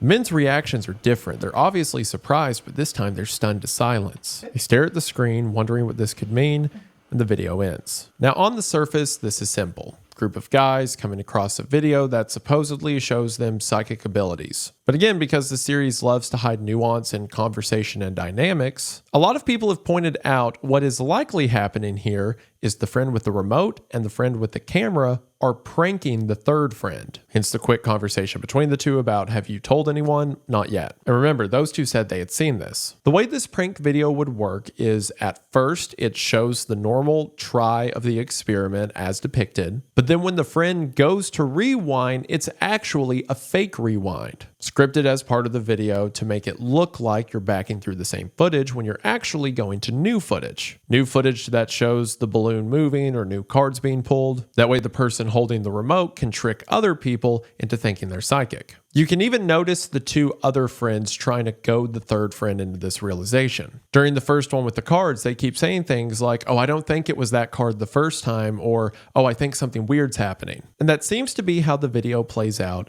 until the very end. Because the other 2 friends who had these big reactions and were shaking each other and yelling, on that third try of the third experiment, when the woman turns all the way around, they did not have the same reaction. This time, they were actually surprised. Similar to the man in the video store who wrote that this tape will kill you, it seems that by lying about something, they made something actually happen. Plus, at the very end of the footage, as the guys are watching the outro of the tape, in the reflection of the TV, you can see that one of the guys is turned away, facing something in the room with him. Perhaps what started out as a prank ended up summoning something that was more than they bargained for. Again, it goes back to the quality of the actors and the production of this series. All the little nuances about them pulling a prank, about the delivery of these moments paying off, comes down to the acting. It seems that the director, as well as the people involved, know what they're doing. And once again, it works on its own, but it also connects to the picture at large. How can a lie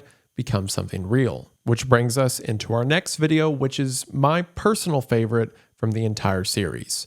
Passengers. At the beginning of Passengers, we're introduced to Mayeno, a former taxi driver who developed a cult following for telling ghost stories about his days as a taxi driver. The story that made him popular was published on August 24th of 2009, and his story goes as follows. According to him, one night, a girl around the age of 20 got into the back of his taxi cab and told him that she didn't have an address for where she needed dropped off, but she could just show him on the road. Mayeno says this is fine. People typically do this when they only need to go a few blocks. But this trip wasn't a few blocks. Instead, this girl had Mayeno drive her 40 kilometers away. She took him out into the mountains, far beyond any houses, deep in the woods. And then she simply got out of the car and walked into the trees. Over the next several months, 7 or 8 other passengers did the exact same thing. Mayeno begins to believe that this is probably a popular suicide spot. So the next time someone started leading him in that direction, this time a 50-year-old man, he decides to ask why he's coming all the way out here. The man says it's because he got a call from his dead mother, and his dead mother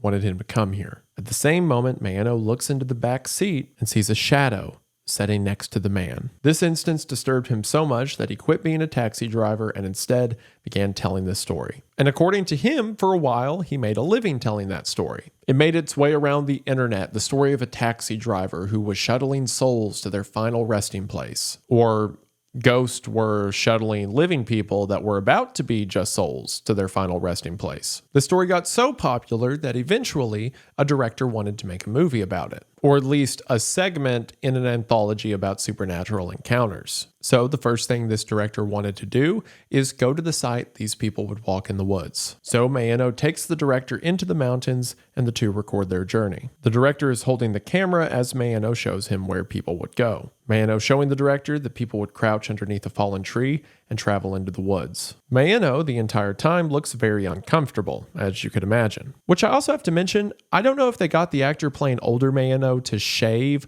or if they got another guy that looks a lot like him, or maybe it's the grainy quality of the noticeably older camera doing a lot of the heavy lifting, but it does such a great job at showing Mayeno 15 years ago versus now. In the past, Mayeno and the director walk through the woods. The first weird thing they come across is a car bumper. This would be weird if it were not eclipsed by the several intact abandoned cars right next to it, hidden off at the side of the road, abandoned in the grass. While speaking to Mayeno, the director says that perhaps this forest is a gateway to the afterlife, and people who are near their end come here to cross over. As they're walking, they find rope tied to several trees. The rope creates a sort of handrail that leads deeper into the woods, so the two men follow it. It's here that we cut back to the modern age as Mayeno is giving this interview, and Mayeno says that this entire story is made up. Mayeno likes scary stories and decided to make one up about being a taxi driver who had ghost clients or people that were being led by ghost clients. And he told the story and it got way more popular than he intended, but he wanted to make a living writing, so he kind of had to go along with it. So when the director comes to him and says he wants to see the real place where people really went into the woods, he can't say then that it was all a lie and his career's fake. So he just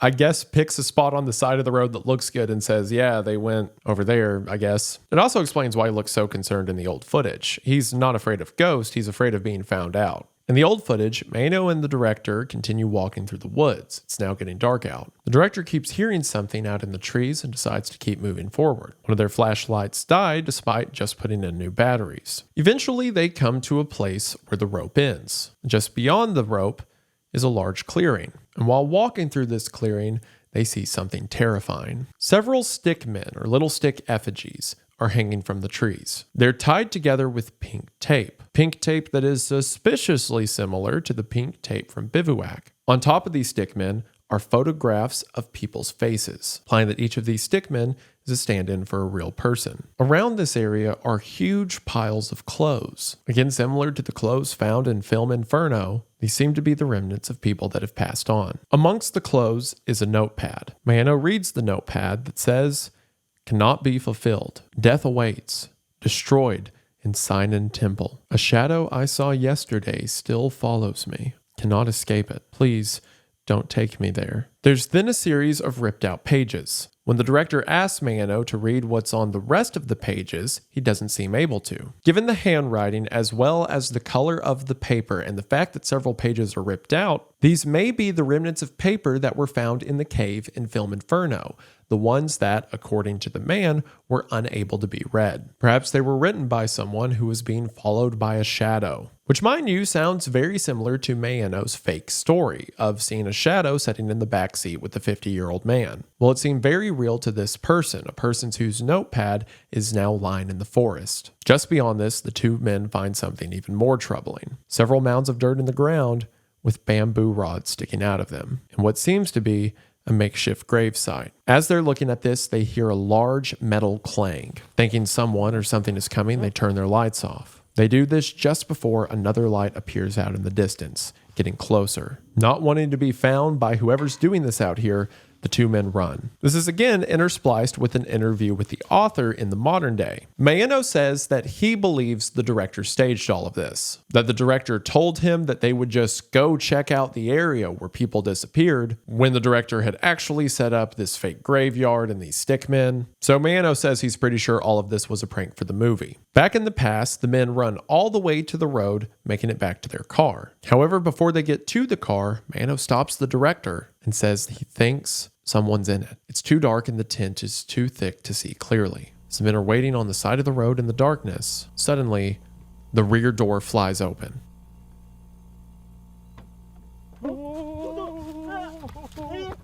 Both of the men make a run for it, and the old tape ends. In the modern day, Mano says that the two of them ran to a diner and waited until sunrise to go get the car, at which point, as you can imagine, no one was there. Regardless, as mentioned a second ago, Mano thinks this was all a big joke, and it made for good television. But as we also find out, the reason Mano is being interviewed in a car in the modern clip is because they are also driving back to this location. Mano takes the modern interview crew on the same route he had traveled in the past. The same gravel roads, the same turnoffs, all the way to the point where people would walk into the woods. Only now, when they get out of the car, there's not woods there. Instead, there is a massive cemetery. This is where, according to the story, the one he made up, souls would walk into the darkness. And judging by the size and age of the cemetery, souls have been resting here far longer than Mano's been around. So the cameraman for the interview crew walks up to Mano and asks him a question. And it is my favorite moment from this entire series. 前野さんってなんでタクシーの運転手を辞めたんでしたっけ？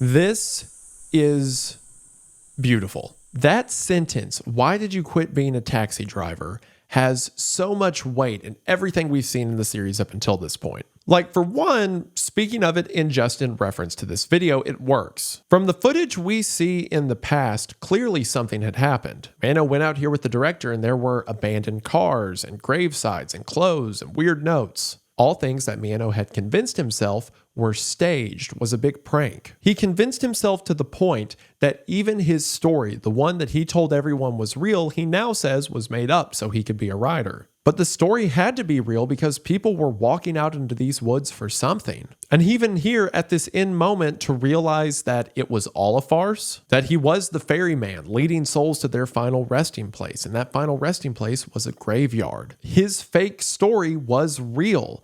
And even then, that story was a fake to cover up the truth of it. He thought people were just walking into the woods. The reality of the cemetery was blinded from him. He had been picking up souls and leading them into the afterlife, not realizing these souls were walking to join the bodies of many. Couldn't see the forest for the trees. But when he's asked that question, why did you quit being a taxi driver? All of the lies collapsed in on themselves. In his story, he quit being a taxi driver because of this instance, something that according to him is made up. But in his memory, Mayano knows that he quit being a taxi driver. So then if that story was fake, then why did he quit? It's a piece of logic from the truth that doesn't mesh with his current understanding. It's something that points out the chink in his armor in all of the lies that have been put together. And here's the thing.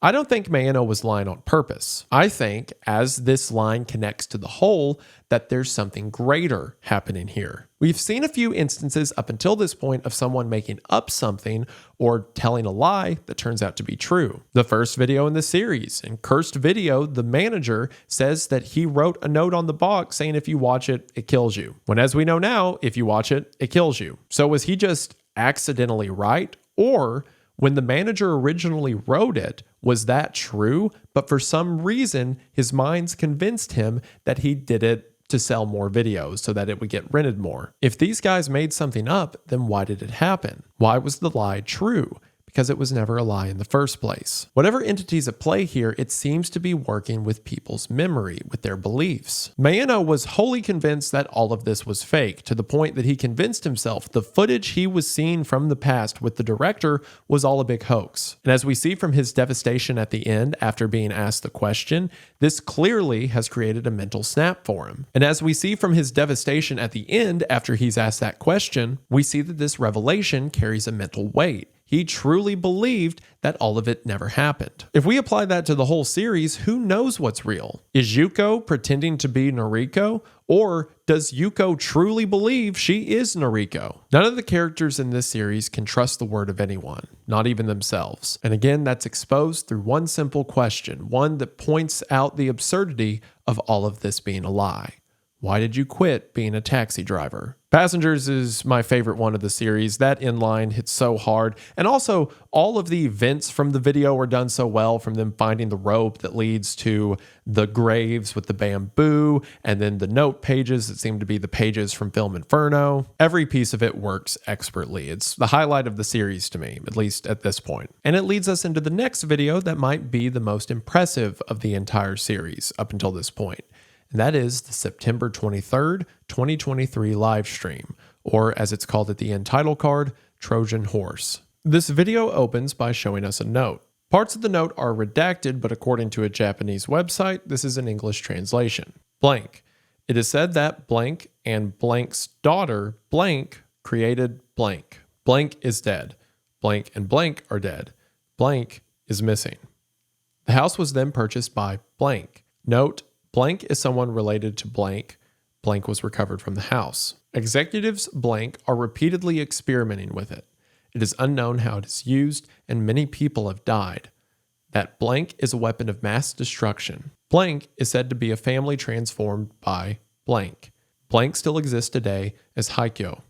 There is a high possibility that they will use it for evil purposes. I'll talk about what this might mean in a minute, but just hold on to it for now. The beginning of this video shows us very grainy footage. In the footage, we see two guys in protective or painter suits walking up to a destroyed house. As they walk through the house, we can see stickers on a post in the middle of the room, what seems to be a sort of canopy covered in drawings of people. However, while walking around the outside of this canopy, the camera glances down and sees this: several red and bloodied hands coming out from underneath the sheet. The person filming yells, "They are coming!" and the two men run out of the house. Here, this segment cuts and text appears on screen that tells us that this is an actual clip that was aired live on the internet. And that's not a joke. The entire segment you're about to watch was filmed in one take on a live stream. So everything you're about to see was coordinated down to the movement. The stream begins with someone pulling out their phone to check the YouTube live chat, which again, the chat he's looking at in this video is the real chat from when this was streamed. The person recording is wearing the same Tyvek PPE uniform that we saw the two men at the beginning of the video wearing. He walks through the woods and ends up at the same house we saw from the beginning. Only this time, there are lights on and there's other people there. all wearing the same uniform he is. Our streamer makes his way to the house and begins to put on even more protective measures. While applying covers to his shoes, someone else steps out of the house and hands him a bundle of clothes. He takes the bundle of clothes and walks over to what appears to be 2 bodies wrapped on the ground. The clothes are thrown into a pile, and then our streamer makes his way inside to see this. There are 5 people bowing down, facing a room. Inside of the room is what appears to be a large box sitting on top of a podium. Within this room, more people in protective suits are carefully stepping around the worshippers as they step underneath a plastic tarp and come out with more clothes, carrying the clothes by the handful to outside. While the streamer is watching this, we hear weird words being repeated over and over. We see the source of it as the streamer looks in the bathroom and sees a man completely naked, shaking and chanting to himself while staring at the wall. After this, we get a better look at the box on top of the podium. It seems to be covered in stickers, similar to the stickers we saw on the post at the beginning of the video. And around this metal box is a dark stain. While the rest of the men go about their work and the worshippers continue to bow, the streamer walks to an adjacent doorway and peeks through it. And at the end of the hall, we see another of these shadow men, standing ominously, staring at us. Another man in a suit comes to shut the door and struggles for a second before quickly slamming it. If you look closely at the border of the door, you can see it's because a hand is fighting against him, trying to keep it open. Just after this door shuts, an alarm begins to sound. Quickly, everyone drops what they were doing and makes their way over to the metal box. 2 of the men in suits pick up the box in order to carry it outside. When the streamer turns around, all the worshippers have left the house. As they're making their way through the woods, one of the 2 men drops the box. As he does, he screams and the camera drops in quality, similar to the quality drop we saw at the beginning of the video. Right after this, our streamer's phone rings. From the way he's been moving around to the camera placement, it seems he's been trying to stream all of this covertly. But when his phone rings, his cover is blown. The worshippers, wearing clear rain jackets, quickly rush towards the man. They drag the streamer before the woman in red, who seemed to be leading the worship, and this other worshipper. When they find out that he's been streaming, they are furious. The male worshipper reacting, "You'll die, we'll all die," before looking at the camera and saying, "It's a lie, this is all a lie." And with that, the video ends with an end card title for this video, Trojan Horse. This is certainly one of the more memorable visuals from the series. I mean, obviously the fact the whole thing was live streamed, that's impressive in itself. But there's something so cool about the visual of these very methodical, like agency people stepping over worshipers and the ghost at the end of the hallway and the guy in the bathtub chanting to himself. And then it's all around this one box that never gets an explanation. I think if we look at a few of the clues, though, we can piece something together. Let's start with the note the video opened with. The note sounds like it's from some kind of government agency or a field report. Although the names in the field report are censored, it seems to be describing something that was created by a little girl, since it says blank and blank's daughter created blank. This would explain the childish stickers that were placed all over the box. The box itself must be the object in question. And of the original father, mother, and child, 2 are dead and 1 is missing. And we're told that these executives or principal members are experimenting with whatever this is. They don't know how to use it, but it's killed a lot of people. It's also believed whatever this thing is, it's a weapon of mass destruction. So it sounds to me that what happened is a little girl accidentally did something. Perhaps committed some ritual or summoned some spirit, something that presides within the box. So some government agency or company wanted to get their hands on it. But they didn't understand what they were dealing with, so it seems they're working with local worshipers or some obscure religion that believes in whatever this box is. So what we're witnessing is this organization trying to remove the box. The alarm goes off, meaning enough time was spent here in worship of it for them to supposedly safely remove it. And throughout the house, we see some of the effects it's had, like the guy chanting in the bathtub. Perhaps this group of worshipers was only working with the company begrudgingly. This thing's killed a lot of people and they need someone to get rid of it. But after the men drop it and it's revealed that one of them was live streaming it, they get mad. Now, I'm not sure why they'll all die. Maybe this spirit doesn't want to be filmed or doesn't want people to know of it.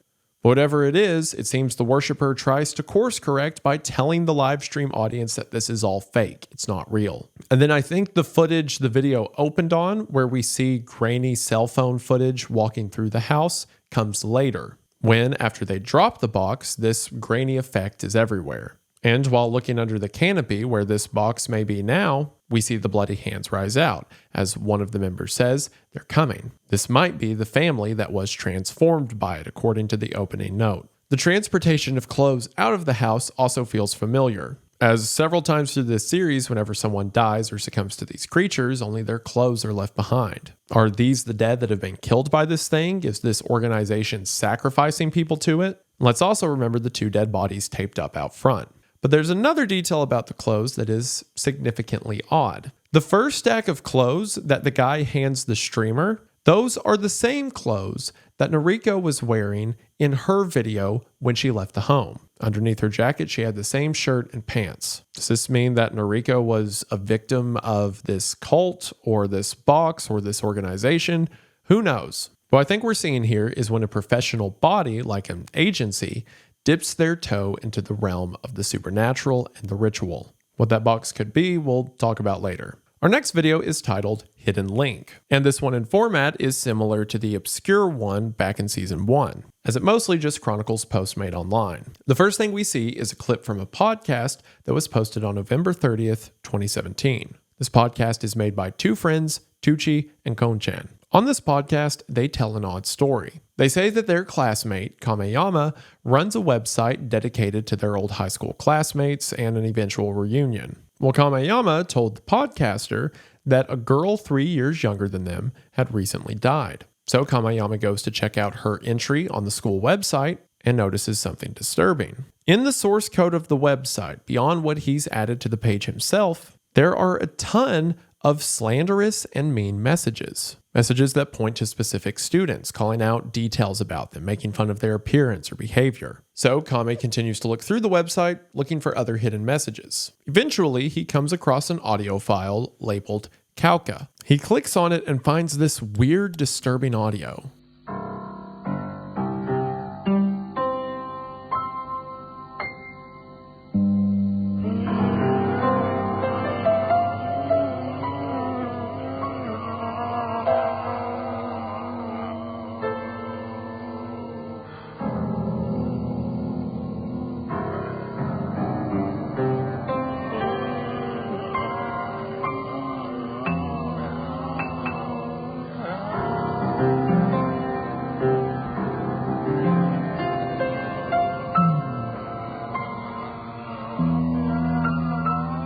Sounds like a mixture of horrifying sounds and a piano as screams are heard. It's pointed out that while Kame made this page, the password to get into it are known by several people, so really anyone from the school could be adding this to the source code. However, the staff of the Q YouTube channel began to look through the site themselves and found another hidden link. This one leading to a page with a blue background that simply read, "We're looking for these people." And with no other context, we're shown several images of people, some who look like they posed for the picture and others who seem to be blurry and in the distance and out of focus. Another hidden link led to a message board site, a board containing details about things like how to clean up blood. Eventually, the staff found another download link. This one led to a file called kimurahisako.zip. The zip file was locked, but using a password break tool, the staff at Q managed to get in, and all they found was this: a single image of a smiling woman. Perhaps this is Kimura Hisako. However, to get to this zip link, they had to eventually find a link that took them to a black screen with a single question mark. After they clicked on that question mark, it would take them to another screen, and then another. And after 16 clicks, the zip file appeared. However, when the staff went back to the original black screen with the first question mark, they found another hidden link on that page as well. This led to another hidden link, and another. The video ends by telling us that the Q staff are still clicking through these links, that currently it's exceeded over 6,000 pages. With that, the video ends with not a lot to draw on for now. It seems that someone who had access to the website had a lot of vitriol towards their other classmates. And perhaps this has led to instances like the death of the classmate mentioned earlier, and the stalking and perhaps future deaths of the people on the looking for page. But how does this connect to the full channel? We'll talk about it later. For now, we move into our next video, Take 100. Video opens by telling us that this was an unreleased Japanese film that was found in a warehouse. It's currently in the possession of a toy film museum, operated by a man who collects old Japanese film, which this museum is an actual place you can go to in Japan and see some of the first instances of recorded film ever. Pretty cool. The curator of the museum tells us that the clip in question is an unedited piece of 16mm film. The film was sent in by grandkids after their grandfather passed away, and the contents of the scene itself wouldn't be that weird if it wasn't for the number of takes. We're then shown the footage, and the scene itself seems to be pretty simple. It seems the direction is a husband and wife are looking at a body underneath a sheet in the room across from them. The husband gets upset, leaves the room, the wife asks for him to stay, before looking longingly at the body in the next room. We have no other context for the scene other than that. But regardless of how simple of a scene this seems to be, the director has these actors do the scene over 100 times, just repeating the same action over and over with barely any noticeable difference between them. However, after the 40th take, things start to get weird. We see a shadow on a wall behind the body.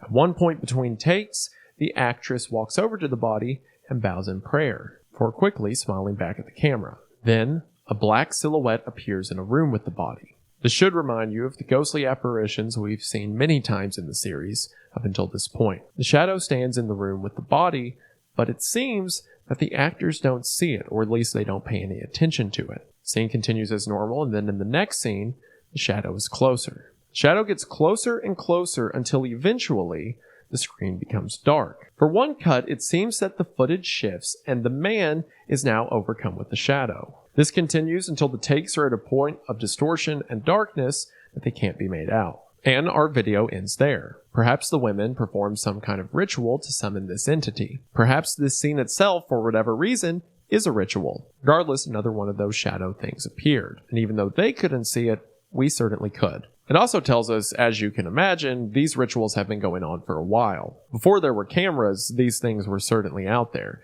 The cameras just let us see them. The next video is called Mother, and this one's an interesting one. The video opens with a guy looking through a package he recently received containing several CDs. He goes through them as if he's looking for something, eventually deciding that there's nothing there. The documentary tells us that this man is Fumio Ikezawa. He's 35 years old and has a wife and son. He's currently inside of his mother's home. His mom disappeared, so he inherited the house. As a matter of fact, his mother, named Yoko, disappeared when he was only 6 years old. He lives somewhere else now, but despite this, packages begin to show up at his mother's home. Fumio has become convinced that these are clues. Things like coal and pictures of scenery are sent to him. He begins to receive weird voicemails, one of which is audio of him when he was 6 years old, talking on the news about how he wants his mother to come home. However, the most alarming thing he received, the thing that made him think these were actual clues, perhaps from the culprit,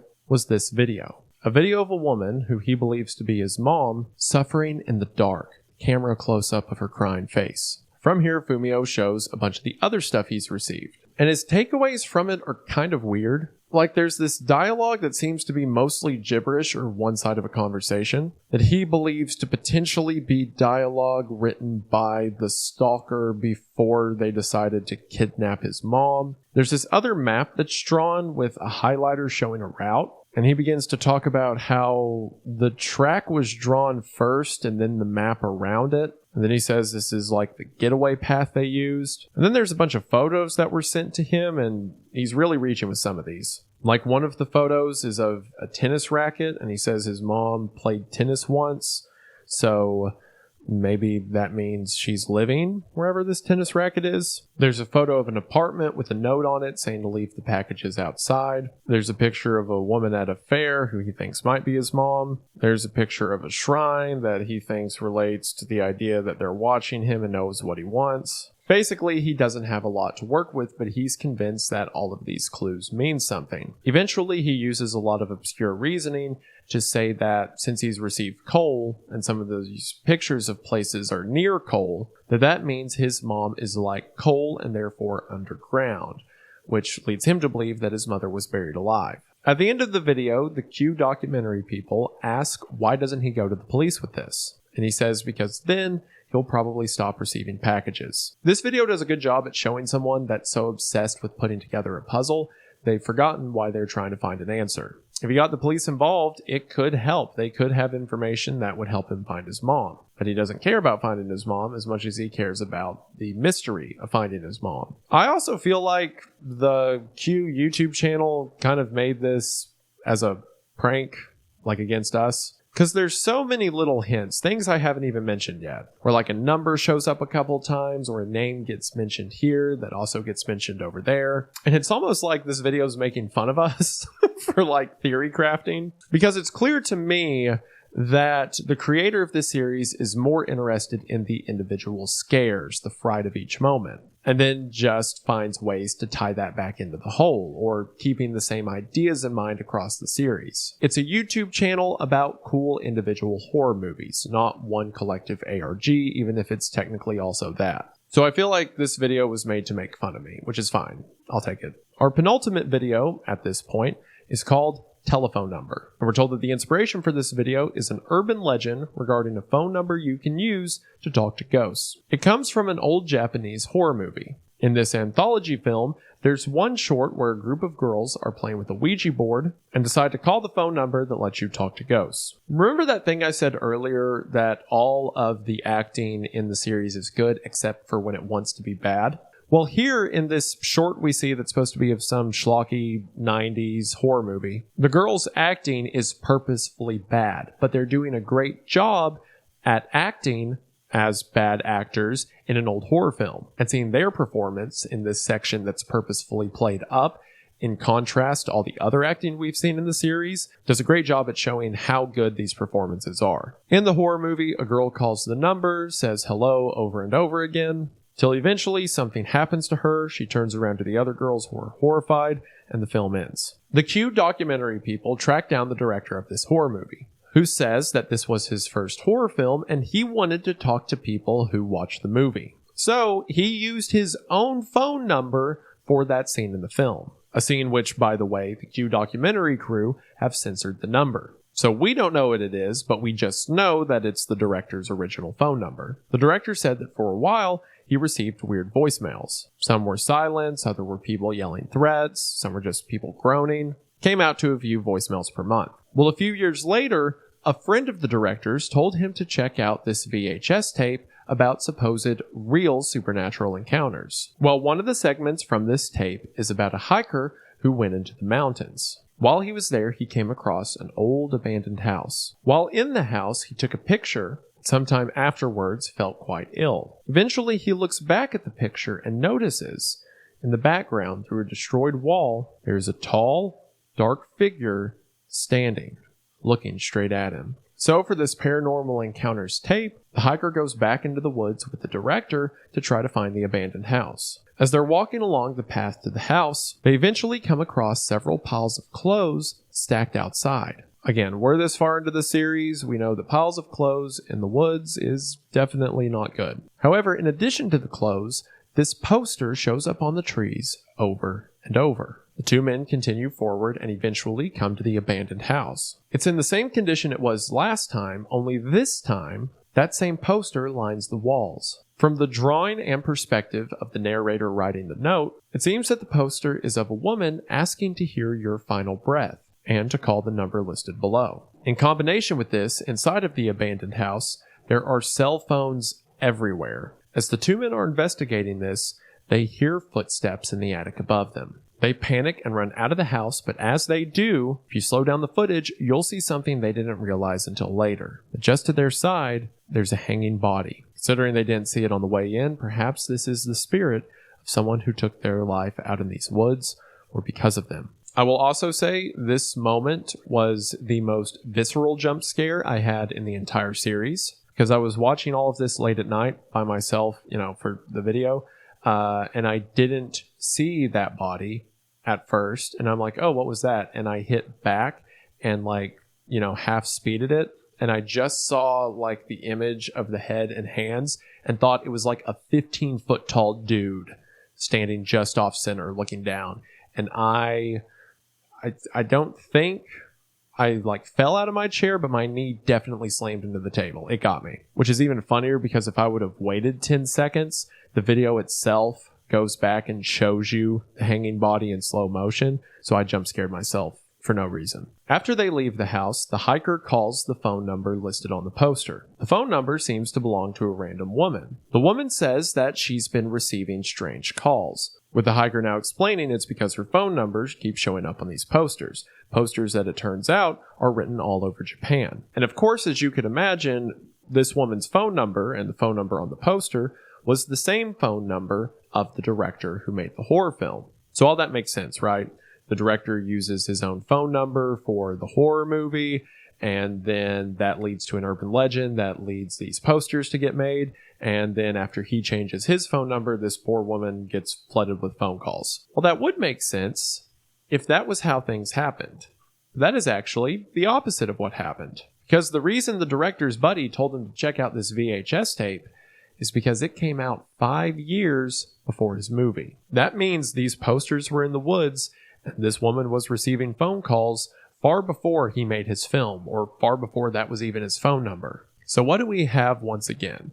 We have someone who believes they came up with the horrifying thing they're describing, when it turns out the horror was real from the start. The lie was always true. Why did you quit being a taxi driver? In the final moments of the video, the Q documentary people urge the director to call the number now, as he no longer has it and is curious as to who does. So he tries to call the number, and the number picks up, but he hears nothing. Instead, the director just ends the video by saying hello over and over again, just as his character did back in the movie, that he thought was his own idea. Which I like the ending. Similar to him thinking it was his idea to put his own phone number in the movie, it seems greater forces were at play to make sure that number was there all along. He was just the puppet who conveniently forgot it. But it seems this phone number and all of the voicemails we've heard thus far are the final moments of people who were about to die. Final moments gargling in pain or getting into fights. But where somewhere else in the series we've heard about suspicious voicemails? Perhaps all the way back in our second video, Strange Messages. That was a woman back in the 90s getting voicemails of people screaming or crying in pain. Perhaps the woman from Strange Messages is the same one the hiker calls at the end of this video. A series of ghost and final moments captured in phone calls longer than any of them realize. Before we dig into that too much, let's talk about the final video currently uploaded to the Fake Documentary Q channel. A video called Helter Skelter. The video opens with a girl showing the cameraman a box she was left by her mom. Her mom began and ran a store for Vietnamese merchandise, and this box is one of the things left behind from that store. Inside, there's an odd package covered in paper that is covered in Chinese writing. Along with this was another smaller box. The box had a picture of what appears to be a family, although the image itself is darkened and distorted. The girl's mom died in 2018, and shortly after this, the shop shut down. From the labels on the side of the box, it seems the boxes were purchased through VTC, which VTC seems to be like a parent company that is just used as a hub to buy or sell anything. But using that information, the girl was able to find how much money her mother had spent on these two items. In her mom's accounting book, she found that her mom spent 1.3 and 1.7 million yen on these two packages. In one instance, spending 3.5 million, which for perspective is about $8,300 and $10,800 respectively. Looking at the accounting books, the daughter also notices that shortly after these purchases to VTC, sales in her mom's shop went way up, meaning these purchases, whatever they were, coincided with better business. Also found amongst her mother's belongings was a photograph of a building. On the back of the photo was the word Yoshimura-san. This seems to be a family name, so perhaps this building is a picture of the family house. In addition to this was a mini DV tape, and it's this tape that shows us something interesting. It takes us to the perspective of two guys walking around Vietnam. One of them has a backpack and seems to be the one in charge, while the other is simply the cameraman, here for hire. The two are walking down the street before the guy in charge makes a phone call, telling someone on the other end that they're here for the job. They eventually approach the same house that was shown in the photograph the girl recovered from her mother. As they're walking up to the house, the cameraman notices a man standing in the top window. He's standing still, simply looking outside at the street. The guy in charge doesn't seem to think anything of it, especially since there was a car parked out front, so this is likely just his house or he's here too, wherever here mirror is. They walk into the home and immediately things are weird. The guy in charge tells the cameraman to record everything for proof. On the table are several items. The items are wrapped in a similar manner to the thing the girl found in her mother's shop. On the mantle next to this table is a portrait of a family of 4. Perhaps these are the Yoshimura-sans. It could be considered the same family that the girl showed in the smaller box at the beginning of the video, but that family had 5 members and this portrait only has 4. The guy in charge puts on a pair of gloves and begins inspecting each of the items on the table. He carefully checks each of them before setting them gently in the chairs around the table. He then pulls off his gloves and reaches into the bag he brought, bringing in newly wrapped items and setting them on the table. After all these items are set up, he then gets out a series of notes, and they move into the next step of whatever they're doing. The next step has the 2 place mirrors. According to the guy in charge, the placement of the mirrors is important. From what we know of this series so far, we should know that mirrors have a significance. And that's proven to us when, as the cameraman glances into one of the placed mirrors, we see another shadow figure. Considering the cameraman doesn't react, I don't think he can see this. Only we can. This image is only recorded to the tape, not their eyes. But some entity is certainly in the building with them. After the mirror is placed, the guy in charge pulls out several pieces of paper with symbols drawn on them. He then places one piece of paper into each of the wrapped items that he recently pulled off of the table. After this is done, he goes and makes prayer to the picture on the mantle. He then gives the cameraman a flashlight and tells him to go film every photo. As we see that on a table nearby are several photographs. However, as the cameraman starts to film these, this should look familiar. Every single portrait has a smeared face. A smear exactly like the one we saw in Obscure way back in like the 6th or 5th episode. Whatever that picture was is what's happening to these pictures. After the cameraman films all of the portraits, the guy in charge tells the cameraman to set the camera down and help him take down the pictures. Something important to note here is that the guy in charge is once again wearing his gloves, but the cameraman is not. After all the pictures are taken down, they then set up new photographs. Note, for the new photographs, the guy in charge doesn't wear gloves. As the cameraman films these new pictures, the guy in charge begins to play chants as he sprinkles dirt around the room. As this is happening, the cameraman goes to film the mantle once again. This time, as he's looking at the mantle, he turns around and the other guys disappeared. The cameraman is now completely alone in the large house. He begins to panic. It seems that the guy next to him vanished without a trace. After he looks for a while, the cameraman goes back downstairs until he hears the voice of someone above him say, "Excuse me." The cameraman thinks maybe someone else is here who can help him. He works his way up the staircase and notices something odd. Whoever is saying "excuse me" is saying it in the exact same cadence over and over again. When he gets to the top of the stairs, he sees this.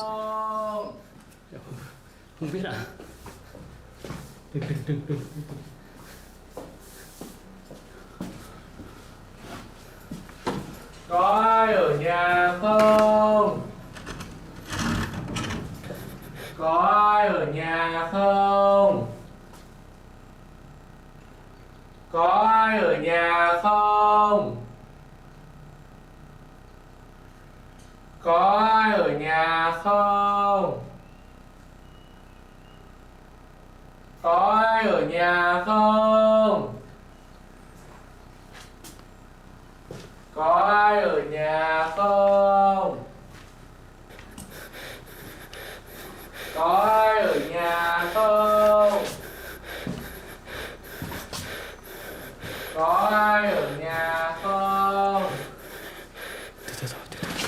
The cameraman begins to freak out, but as he does, he hears the other guy begin to speak to him. He tells him to calm down and control his breathing and to walk back down the stairs. The cameraman doesn't know where this guy's coming from. He can only hear his voice. Nonetheless, this guy coaches him all the way back down the staircase, eventually telling him to hand over the camera. And as he does, the camera falls into his hands and the cameraman is nowhere to be seen. It seems as if the two men were occupying the same space geographically, but we're in two different planes. What we just witnessed was the camera passing between the two. We then see the guy sitting at the table with the artifacts, who is writing something down until an alarm goes off. When the alarm goes off, he quickly picks up his stuff as well as all the cameraman's stuff. and then takes the camera and leaves. Before he leaves, he gets some footage of the family picture on top of the mantle, a picture that is now jet black. As he's walking away, he points the camera up at the window, and we see that the position that was previously the old man looking out the window is now the cameraman, vacantly staring out into the air. It seems he switched positions with the previous tenant. With this, the mini DV tape ends, and we cut back to the daughter, explaining that this item must have helped her mother sell, but she doesn't know what it is. So, while being interviewed, she decides, might as well open it. The daughter pulls off the strings and the Chinese wrapping, eventually revealing a bloody yellow backpack. A backpack that almost certainly came from an ill-fated hiker whose body was forever lost on a mountain in Japan. I'll get into detail later, but for now what I think we're seeing is a business that sells curses and blessings. I think the artifacts that were placed on the table were things that become enchanted and then sold to people like this girl's mother in order to help her business. And the faces that developed the smears over on the table next to them were people who were cursed. And what we watched in the mini DV tape was the proof for the clients who purchased these blessings and curses that an actual ritual was performed. But it seems that for this ritual to take place, there has to be a sacrifice, which of course, in this instance, was the cameraman. Someone who was forcefully merged into the dimension on top of ours, but not a part of it. And with that sacrifice, the curses and blessings gained their power. That's why the guy in charge never touched the cursed objects with his bare hands, but he certainly had the cameraman do it. This makes sense for some other things we've seen in the series. We finally get an explanation to Obscure. Someone kept sending these cursed images along with pictures of families to the editor, so that the editor could unknowingly curse these families. It seems that the reason this client wanted him to do this was so they wouldn't experience the after effects of the curse itself. Something that we know was experienced by the editor, Orange Robinson, and his boss, as they began to see these faces everywhere and go mad. And just as seen in the mirror in that room, these shadow figures are there all the time. Their presence either indicative of or the cause of these curses and blessings and rituals we see throughout the channel. So with all the videos out of the way, what are we watching on this channel? It seems to be a variation between killers and hell worlds and ghosts and spirits and demons and curses and rituals and blessings. There's a lot happening here, but what does it all mean? Well, to paint a bigger picture, let's talk for one about how these entities work and what plane of existence they inhabit, but also how we as humanity have decided to interact with them. So let's start with something that's obviously strange: time, dimensions, and our understanding of them. Or should I say, misremembering of them. The first thing of note is there's clearly some kind of presence beyond the veil. If you want to call it hell, spirits, the underworld, there's things that interact with the presence of humanity but do not require our input. And when humanity does interact with them, things tend to go bad. There's a lot of instances throughout the series of people disappearing. Most often, their clothes being left behind when they do. People like the hiker and what the deceased left behind, or the piles of clothes in the woods during Passenger. Most often in cases like this in Film Inferno, it seems that people have to go to one of these haunted or supernatural areas in order to disappear. But in other instances, it can happen anywhere. The group of people that disappeared from the car in Plan C. In Mother, the guy's mom disappeared from the house while he was in it. People vanish and then their things are found sometimes years later. Well, what happens to these people when they do disappear? In some instances, like Film Inferno and Basement, they seem to go to a sort of underworld or hell. But in the final video we looked at, they go to somewhere much more abstract. The cameraman in Helter Skelter was in the same building, but was now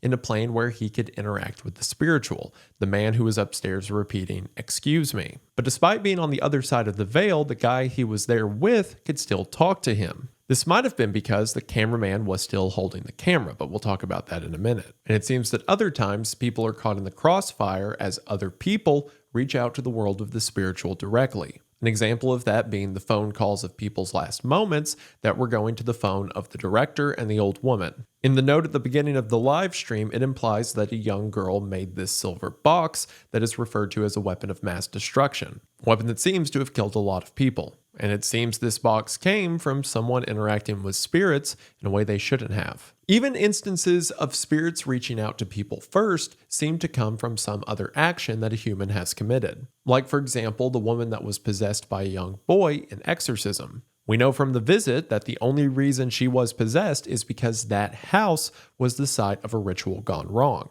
And there's even instances of people interacting with the spiritual first and then either being tricked or being convinced that it was all a lie.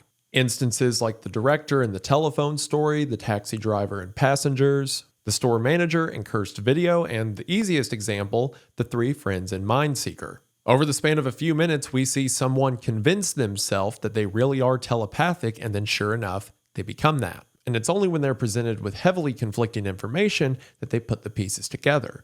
Why did you quit being a taxi driver? We also see people interacting with the spiritual for their own best interest. For one, we have the cleanup crew in the live stream video, who seemed to be working with a cult in order to remove whatever this box was. Which my personal theory, considering the note says the family was transformed, perhaps it's the body of the little girl or the whole family inside of the box. Perhaps their bodies now act as a gateway. Perhaps a gateway to the underworld from which spirits and the dead can come out. And of course, we have the cult from Sanctuary. A cult that seems to kill people that come across them and then move their vehicles, probably to hide the evidence. If this is the case, and if the cult is working with whatever spirits are at play, then there's no telling what kind of events from the series they're responsible for. From the vlogger who gets lost hiking in Bivouac, to in Plan C, the license plate being removed from the car. Not to mention all the abandoned cars that the taxi driver finds in Passengers. Maybe they've been carrying out favors for the spirits or whatever entity they worship for decades. But the most direct example we see of someone manipulating spiritual powers is in Helter Skelter. There we see an assembly line of curses and blessings. When the two men come to the house, they find that the artifacts on the table look old and decrepit, and the photos on the table have been cursed. It's likely that what happens here is artifacts and photographs are brought forward, and then when a sacrifice is presented, in this example, the cameraman, the same one who touched the cursed photographs without gloves, mind you, when the ritual was complete, he shifted over. Now interacting with the spiritual. All it took was for the guy in charge to get his camera back for proof, and then once his time was up, he was able to leave the home. A new set of curses and blessings underway. From the blacked out photograph on the mantle, perhaps this implies there was a switch. Maybe when the photograph's visible, it's safe to enter the house and move artifacts, but when the photograph's blacked out, the curses and blessings are underway. And at the end of the video, we see that the thing inside of the wrapped blessing is a bloodied backpack. A backpack that might have come from someone that was lost in the woods and succumbed to one of these spirits, or perhaps a cult. There's an entire underground network of people manipulating the spiritual realm to their benefit. In Obscure, we see someone who didn't even want to do the curse themselves. So they have an editor do it. That editor falls prey to all of the side effects of the curse. And once the person who wants the curse to be accomplished gets what he wants, he probably just moves on to another editor. That's what I do to all of my editors, they just don't know it yet. But perhaps too many people manipulating the spiritual realm is causing problems. It's causing a leak of sorts. Sure, there might have always been one-off instances, like the taxi driver taking people to their final resting place. Normally, these events were more subtle, but as the series goes on, they get louder. In the live stream, we're told that there's no telling how many people this box has killed, and it's hinted that experimenting with it can lead to more death. Perhaps this means supernatural instances begin to occur. Things like the woman going down the elevator and basement. People who otherwise didn't even mean to interact with the supernatural fall prey to it. Perhaps that's also the reason the guy's mom disappears in Mother, just so happened to be a victim of someone else's meddling. Which, speaking of Mother, I do think the mother disappeared due to one of these crossover events. Because for one, otherwise this is just a story of a guy whose mom went missing and was potentially buried alive,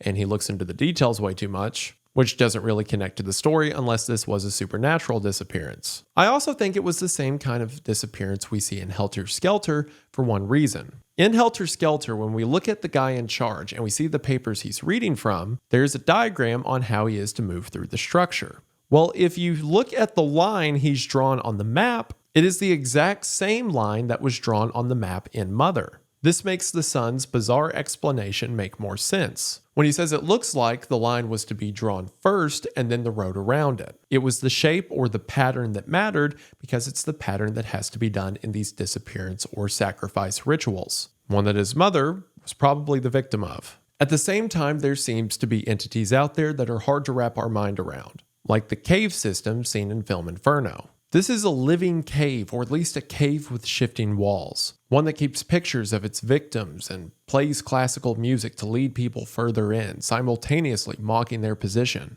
All the while, as seen by the end, seemingly leading to hell. So perhaps sometimes people just stumble into the supernatural. Sometimes it's just there and we trip into it, but other times people try to use it. Sometimes that might go okay for them, like the shop owner mentioned in Helter Skelter, and other times not so much, like the head mourner shown in The Visit. However, what is by far the most common interaction that people have on purpose with the supernatural throughout this series is rituals. There's several different kinds of rituals. There's the blessing ritual in Helter Skelter. There's the mourning ritual in The Visit. And while most of these are very different, they all have one thing in common: repetition. Think about it. Every case of a ritual we see throughout the series has an emphasis on doing something over and over. If that's chanting or writing something down, or as seen in The Visit, performing mourning practices for a week straight. But sometimes it's something seemingly innocuous. Think about the weird imagery shown during the last countdown. The imagery that seemingly is trying to conjure the spirit of the dead and says how many more laps. Think about how in Obscure he had 75 requests to edit the same kind of picture. And I think the most obvious example, take 100. The actors performed the same scene over and over again, and eventually something is summoned. It's not that the scene they were doing was particularly ritualistic or had any spiritual connotations. It was just the repetition of something that made something else show up. And as far as repetition goes, one of the most thorough examples is in The Hidden Link. At the end of that one, they had to click through the same looking page 6,000 times. That's certainly some kind of ritual. Perhaps every time they click on a new link, someone dies somewhere in Japan. I mean, if experimenting with the box in the live stream does bad stuff, maybe every time they click on a new link, another woman gets trapped in a elevator basement hell. But that leads to a more interesting point. If doing something over and over again makes something supernatural happen, then could that explain the people who don't remember the supernatural being real? Think about the video store manager for a moment. He wrote on the VHS tape that this tape will kill you, and he said that over and over again. He wrote it on blog posts, and then that story was repeated again and again. And eventually, as we saw, it became real. In the telephone story, the director made a movie that was played again and again, insisting that this telephone number was a way to talk to the dead. And of course, in Passengers, they make it a point that the taxi driver has told this story many times. A story that it turns out in the end is real. Were all of these people convinced of a lie by some supernatural entity, or did they just say it enough times that it became true? Does this mean the realm of the supernatural rewrote history to make these events come to be? Perhaps, or perhaps that's just what we see. See, there's one thing about fake documentary Q that is more important than anything else in the series. It's more important than the rituals, it's more important than the ghost or false memory. As a matter of fact, it's the one thing that is featured in every single episode without exception. That, of course, is a camera. The entire series plays with found footage, but in many instances, the camera is a central point in what is going on. Most of the videos either call out the camera itself, emphasizing the importance of filming or making sure they're still recording. And it sounds weird to say, but in many instances, it seems that the camera prevents things from happening. In the flower delivery video, for example, as soon as they set up a video camera, the flowers stop showing up. And when the flowers stop showing up, the entities in the apartment begin to appear. Or in Bivouac, something bad might have happened to her out in the woods had she not been recording. In that video, we hear a supernatural voice speak to her twice. The one she called out telling her to go this way, and when she sees the bundle of sticks outside of her tent, a voice says, "Here." Even as she's hiking up the mountain for a brief shot, you can see her stepping over that group of sticks tied up on the path. Something led her all the way up here, but for some reason, she walked away okay. Perhaps she was saved because she was recording. There's this one really strange line from Film Inferno. Before the girl runs off and the two of them are scared walking through the cave system, the woman is panicked and asks the man what they're going to do. To which the man replies, "We'll be okay, we're filming." Again, there's some hints from the associated book that the man was more aware of the supernatural than we see in the Film Inferno video. So he seemed to know that the camera meant something. There's even other instances where this is hinted at. Like in House of Mirrors, that guy was paid to take a camera and film all of the mirrors in a home. It seems whoever hired him knew that for some reason it was good to have footage of these things that might be in the mirrors. And sure enough, they were right, as we see two entities in the mirrors themselves. However, there's something else important that the cameras do, and that's show things that people can't see. Several instances throughout this video, as I've pointed out, there are scary faces or tall dark figures in the backgrounds of videos. But if you pay attention, no one ever interacts or seems to notice any of them. In House of Mirrors, the camera sees two entities and he does nothing. In the flower delivery video, they see two entities behind the man but have no reaction. The most obvious example of this is the cameraman in Helter Skelter, who, after the guy in charge tells the cameraman to film a mirror, and we see what is very plainly a shadow man in the mirror that he is pointing a camera at, the cameraman doesn't seem to react, even though he's supposedly looking at the same screen we are. Every time someone in the series calls out something seen in the background or some shadowy, monstrous creature, it's always them looking at footage or pictures after they were taken. The hiker in the telephone video went into the house and got a picture of a tall man or a hanged man in the corner of the room, but didn't notice until he was back from his trip and looked at the photo. Or look at Exorcism. There's a giant creature in the corner of an empty room and no one points it out. The camera sees things in retrospect that we can't, or to be more accurate, the video sees things that we can't. This is even called out explicitly in Film Inferno. After the couple walks through an area that when they turn around is covered up, the first thing they say is to watch back the tape. Meaning they, who as established, probably know more than we realize, heck, maybe they were looking for this haunted cave in the first place, they may know that watching the footage reveals things the eye can't see. But there's one presence in this series that seems to understand that better than anyone else, and that's the Q YouTube channel. See, who is Q in the first place? And why is their name Q? Well, I think the best explanation for this was pointed out by the mod of the fake documentary Q subreddit, Paradise Demon, which also I appreciate the Attack on Titan reference. They say that the channel is likely called that due to the negative connotation of the number 9 in Japanese culture. See, the way number 9 is written out in Chinese characters is the same image that in Japanese means suffering. So the way to write 9 in Chinese is the same way you would write suffer in Japanese. And the number 9 in Japanese is pronounced Q. So perhaps the YouTube channel is called Q as a reference to the number 9. Again, a number with bad connotation within Japanese tradition. This is further emphasized by the full channel's @ Their @ and Twitter handle is ProgramQ, with the G in program being a 9. And if you were to pronounce this word out, which again, it's an English Q, so you would pronounce the Q like Q, and pronouncing the 9 in Japanese would be Purokyu Ramukyu, which translates to the signal of proculum. Proculum being the Latin word for distant or far off. So the name of the channel means distant signals or far off messages, all tying back into the number 9 being bad luck and the letter Q being a stand-in for it. And it seems that's exactly what the YouTube channel is amassing, these strange signals. Sometimes it's a series of blog posts, sometimes it's an unreleased TV news segment, and sometimes it's just a weird video they found in a garage. But the through line between all of them is they're all things that reach into the supernatural. All things where the camera acts as a conduit for what's on the other side of the veil. And in many instances, it seems that Q knows exactly what they're doing. They know exactly where to find this footage. When something goes wrong, they know where to look. One of the most interesting precautions they take in the entire series is during the last countdown, when during the clip of the men standing around a jungle fire, they say that they have blacked out their eyes to prevent eye contact. For whatever reason, we should be weary of looking at these people in the eyes,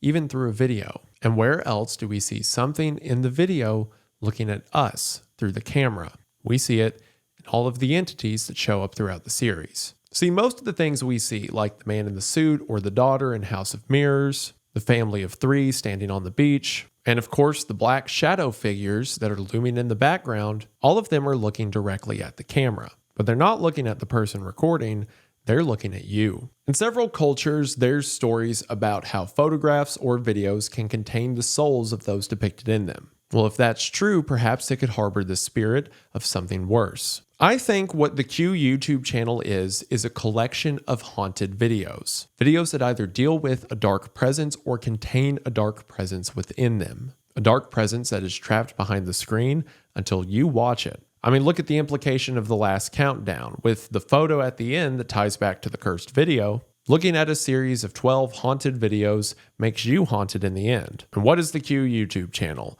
A season of 12 videos and a second season that's currently on its 10th. Maybe Q is doing this for their own good. Maybe it's to better understand what's happening. Perhaps they're like the taxi driver and the video store manager.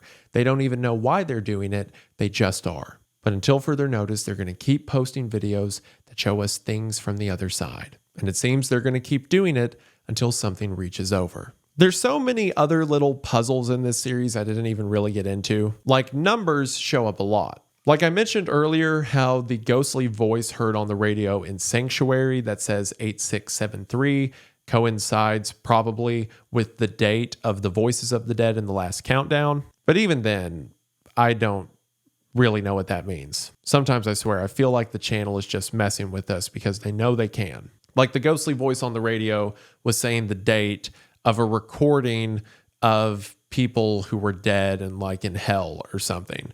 So was that date just playing on the radio? Does it even mean anything that they're connected? And also in the second video of the series, on the answering machine, one of the voices that I believe to be one of the dead people mentioned in the telephone video near the end of the channel, that voice says 6451. Which, does 6451 mean anything? If it's still a date, that would be May the 1st of 1964, which hasn't shown up in the series. And it's also bizarrely exactly 2 digits of each number removed from 8673, which again, does that mean anything? There's a lot of weird symbols like Orange Robinson's profile picture or like a count icon in Obscure was like the number 5 in a die. So like, does the number 5 mean anything? Obviously 9 has significance because of the relation to Q. So in places that 9 shows up in the series, am I supposed to look at that? There's also a lot of pieces there to make a rough timeline of the series, but there's also so many other things that are still in question, like when specific dates happened or things that are contingent on other dates. And I think it's something that's worth looking into, but not yet. See, like I said, this series has a ton of extra information. But because the channel is still relatively obscure in the US, a lot of it isn't in English. So I want this video to serve as an introduction for a primarily English-speaking audience, and hopefully things like the associated book or blog post get translations. Like I mentioned, the user on the subreddit's already going through and translating the book to English chapter by chapter. But I mean, come on, this is a YouTube horror series that has a book attached to it. I need to read it. It just has to be in a language I can comprehend and understand the letters of. I'll be keeping an eye on this series, and as more information comes out, I'll probably get around to it again.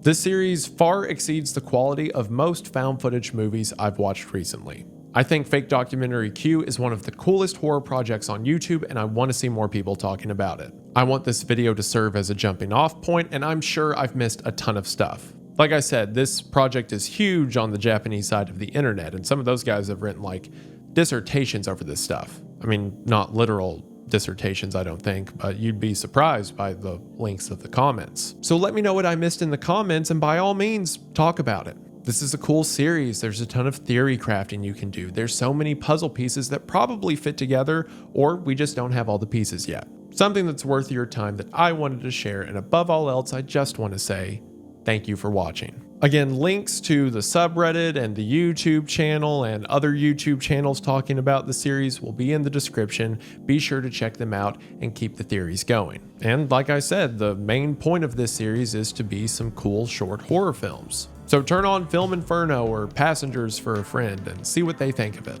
This series has been a delight to dig into, and hopefully you enjoyed it. As you can see, I am once again in a new setting. I refuse to remain still for longer than like a month, but I'm gonna put up some more stuff to make it more YouTuber-ish. Like, those angel hair guys are pretty cool, right? And that says Creepcast, and that's a lava lamp, so you know I tried hard. Look, I even got, there's antlers. There's antlers. I bet if I crouch down, well, there's a chair in the way. I bet it's 3 in the morning. You can see, or 4 in the morning. Gosh, you can see where my mind's going. If I crouch down like that, looks like I'm wearing them. That's pretty cool. Once again, you've got like a week left to get in on the Redacted collection. Again, link to that in the description at wendigoon.shop. And you've got like a day left to get in on the Cryptid Enamel pin, so be fast. New content on the way, and I believe that should do it for now. Before I go, I just want to say thank you for watching. I hope that you enjoyed, and I'll see you in the next one.